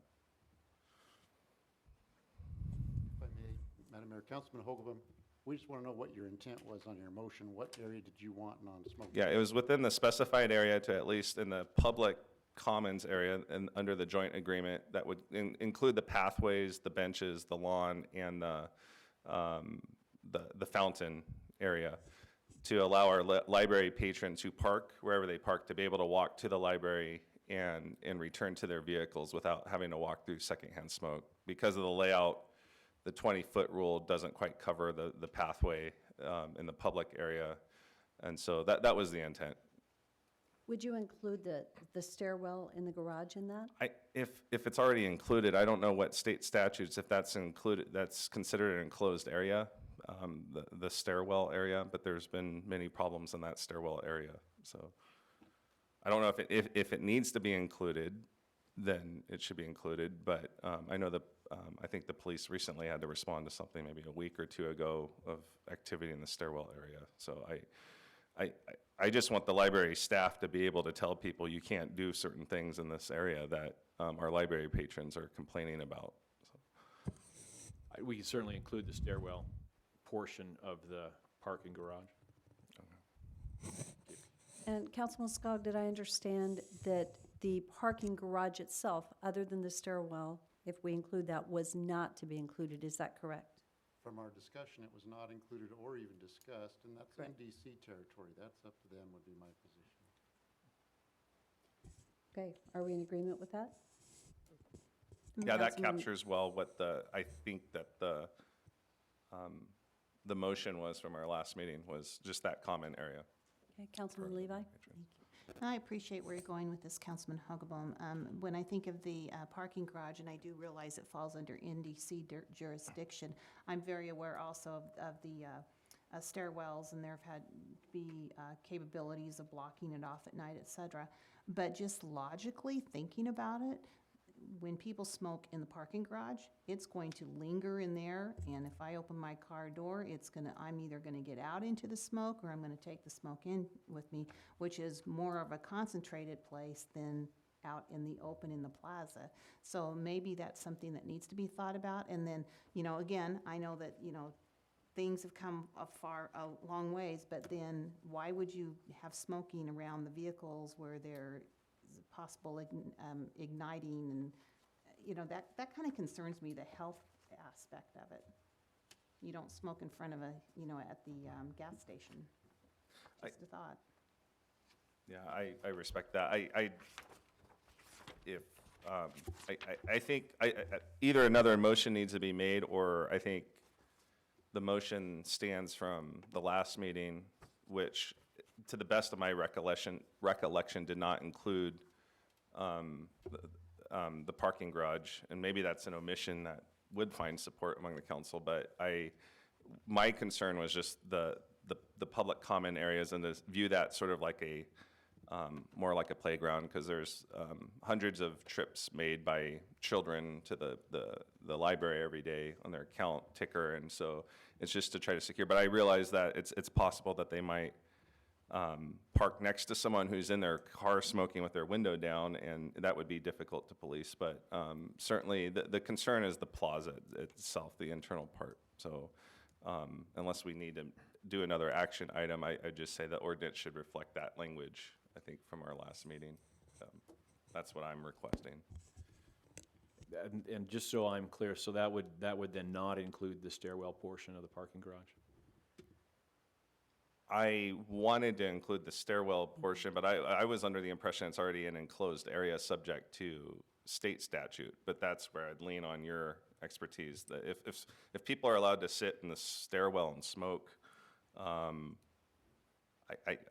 it's an enclosed area, from what I understand, that area. So elevators and the stairwell, I would at least want our patrons to be able to walk down the stairs and go into the elevator in those areas, but I don't know what all the state statutes are as far as regulating smoke in the stairwell. And as I sit here, I don't know either, Councilman Hogan, we'd have to look it up. What would be helpful for me, and I understand there's perhaps disagreement on this topic, but in terms of bringing back another ordinance, my inclination would be to simply include that if that council doesn't want to see smoking in that area, regardless of whether there's a state statute that covers it as well. I would include the stairwell and the elevator, yes. Mayor Kling. Yes. Mark, spot designating areas where you can or cannot smoke inside of the city doesn't own the parking structure at this point. The NDC basically does until they turn it over to the city. So to make a statement that inside that structure at this point, whether it's the elevator, whether it's the stairwell, you're missing the restrooms on the main level off the plaza, being able to do that without, I mean, the NDC would be able to make that determination if they so chose, but for the city to mandate it by ordinance, is that proper? The parking structure as well. Right, so the city may have some police power authority to do something like that. I don't know that you'd want to. What NDC could do is on its own property decide where smoking was gonna be allowed, not allowed, and put up signs. The city has the authority through the ordinance to impose consequences for violating that. And so and I did talk to Maren about this, what she's trying to capture in the ordinance language by requiring there to be discussions with NDC and agreement between the city, which is an issue that arose in Boise as well, right? Because you had the Capital City Development Corporation, which is their urban renewal agency, owned portions of the Grove. The city then overlaid ordinances there regarding smoking, but they had to agree on those things. And so we're certainly not trying to look past whatever the desires of NDC are. I think that to the extent that NDC owns the property, they're going to have to be in agreement with these things. Well, it was brought before the NDC Commission this morning. Beth brought it before us, and I thought I asked the question, and the answer was that the Gardner Company had not been approached yet with that. But they're a part of the conversation as well. At this point, they still own those two buildings, but they are in the process of a sale. So now there's a new party coming to the table to make the determination as far as whether they buy into the allowing or not allowing it. Obviously, from a standpoint of the NDC today, there never was a discussion related to the parking structure at all. It was more if the city chose the common area out front, then that was fine. And we're fine with placing signs at the city's expense, but not at the NDC's expense, to do that if an ordinance is created. But to go now and say you can't smoke in the parking structure or in the stairwell or in the restrooms off the parking structure, now you're starting to tread on NDC toes, and I just don't know if that's prudent behavior or not by this council. And I'm wearing two hats, so I'm trying to be pragmatic in this. But I don't support the motion. You knew that, but the reality behind it is, if that's the will of the council, then we'll move that direction as an NDC. But to say that you can't park or smoke in the parking structure when it's open, it's open air. That wasn't. That wasn't a part of the conversation it before, wasn't, but that's what was written in this ordinance. I didn't write the ordinance, so. That was an error. I'd like to recommend that, I think we need to actually go back and possibly with the ordinance, making the corrections here, with a cover letter that needs to come, and we need to go to NDC and ask for their support. And that's something maybe we have failed to do, is that we took it up here, but we really didn't go. And at the same time, before it comes back here, we need to go to the Gardner Company. And I think out of courtesy to you have gone to, did you do that today? Okay. Was that after our meeting? Oh, It okay. must have been. Okay, so how did that go? Mayor and Council, Robin did reach out to the Gardner Company following the NDC meeting, and they were very supportive of a no smoking policy on Library Square. They have that within other properties that they manage, specifically downtown Boise and even in Meridian. So they were very supportive and happy to participate.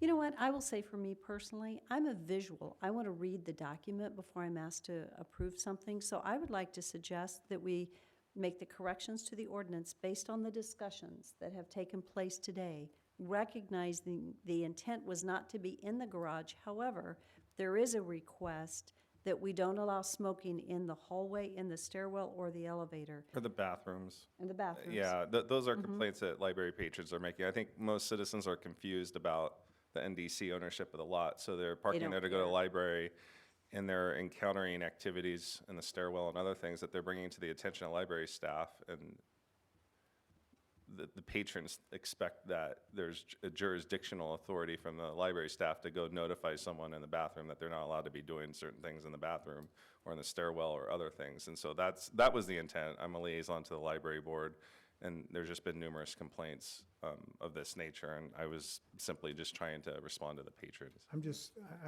I look back at Chief Huff and the call coming in that there's somebody smoking in the stairwell. Will you come and arrest them? Or You do know, what I've you're done gonna that. do? I have done that, though. When we had guys, I was standing at the library myself, and actually Joe Ramirez was available. He came over. It gave him a great opportunity to have a discussion with the guys. And he did, and it was very good.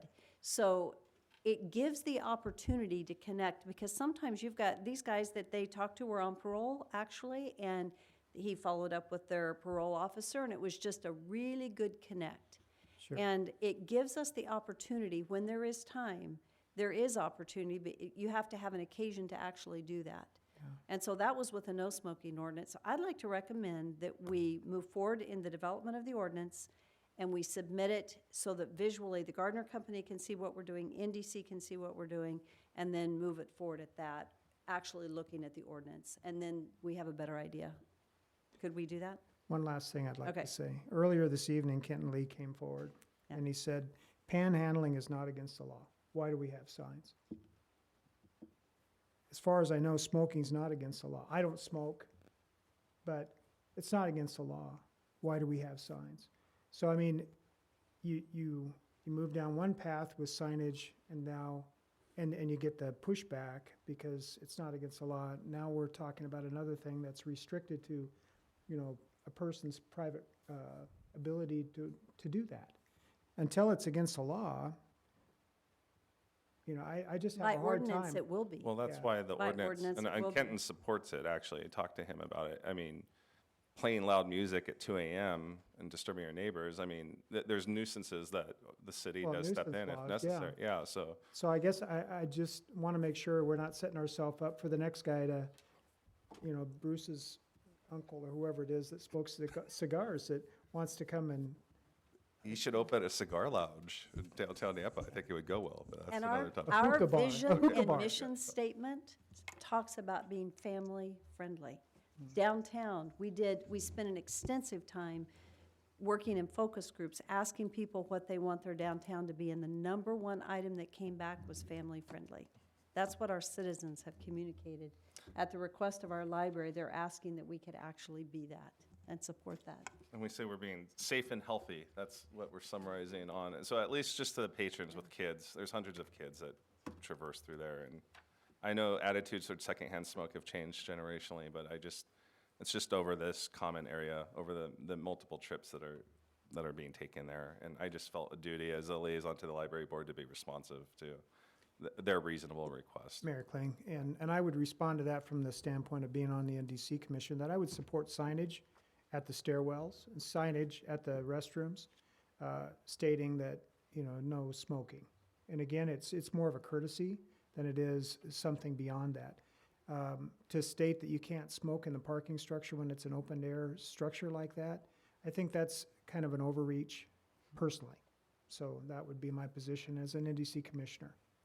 Just for clarification, you'd support signs but not the ordinance? Because I heard you earlier saying, why put up signs if there is no Well, I would prohibition? support signs. I don't see that the enforcement's going to happen according to the testimony we received at our last council meeting.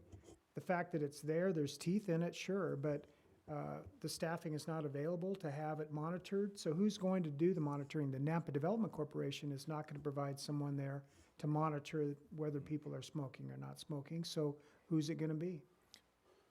And I know Claire's not here tonight, but she said that she would gladly request that people cease from behavior that library patrons are complaining about, that she'd have teeth. And she felt an ordinance would allow her to say, please, under force of the law, you need to remove. If it was just a courtesy, hey, could you please not smoke around here? A lot of these people don't care. That's part of the problem, is they don't, unfortunately, they lack some of the social etiquette to cease from the behavior that they see as disturbing patrons. So the force of the law would at least allow her to say, I'm going to call the police if you don't stop. And I think 90% of the time, the person's going to move along, hopefully. So. Councilman Levi. Thank you, Mayor. I want to go back a couple things, but I want to clarify something with Mark. We were talking about state statute, and you didn't know at the time that you were going to look into it. Is there, in your kind of your recollection, without having looked into it, something about not smoking in like stairwells and bathrooms?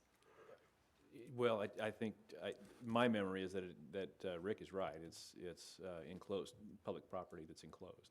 So therefore, doesn't state statute take precedence over NDC or city or? I think that was Rick's question, and that's what I was going to look into. Yeah. Okay, and then my next comment was, I'm not trying to regulate somebody's behavior in their car if they're lighting up a cigarette. I'm just talking about that there's an enclosed space and there's a roof on the first floor and the second floor of the NDC garage, and it just kind of, it will hang in there.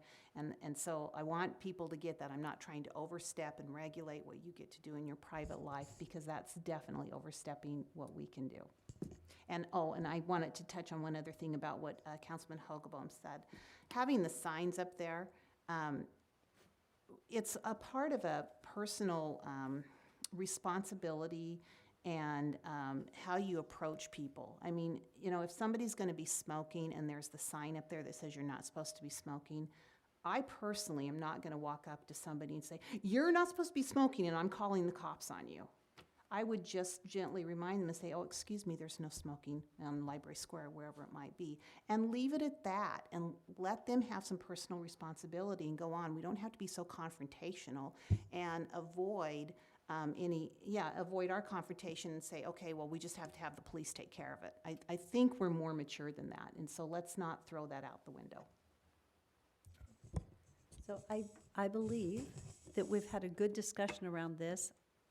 Mark, I believe there's some clarity in what you're going to do and we're going to rewrite, the ordinance is written. We're going to review the items that we've discussed, and I think they're clearly noted.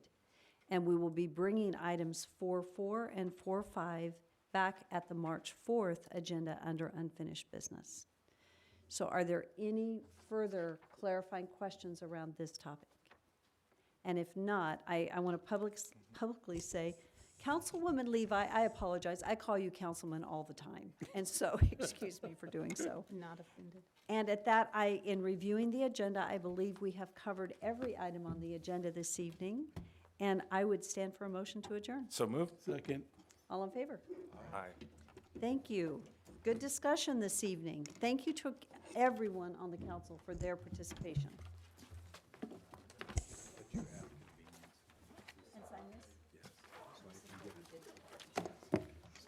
Is that what you were waiting for?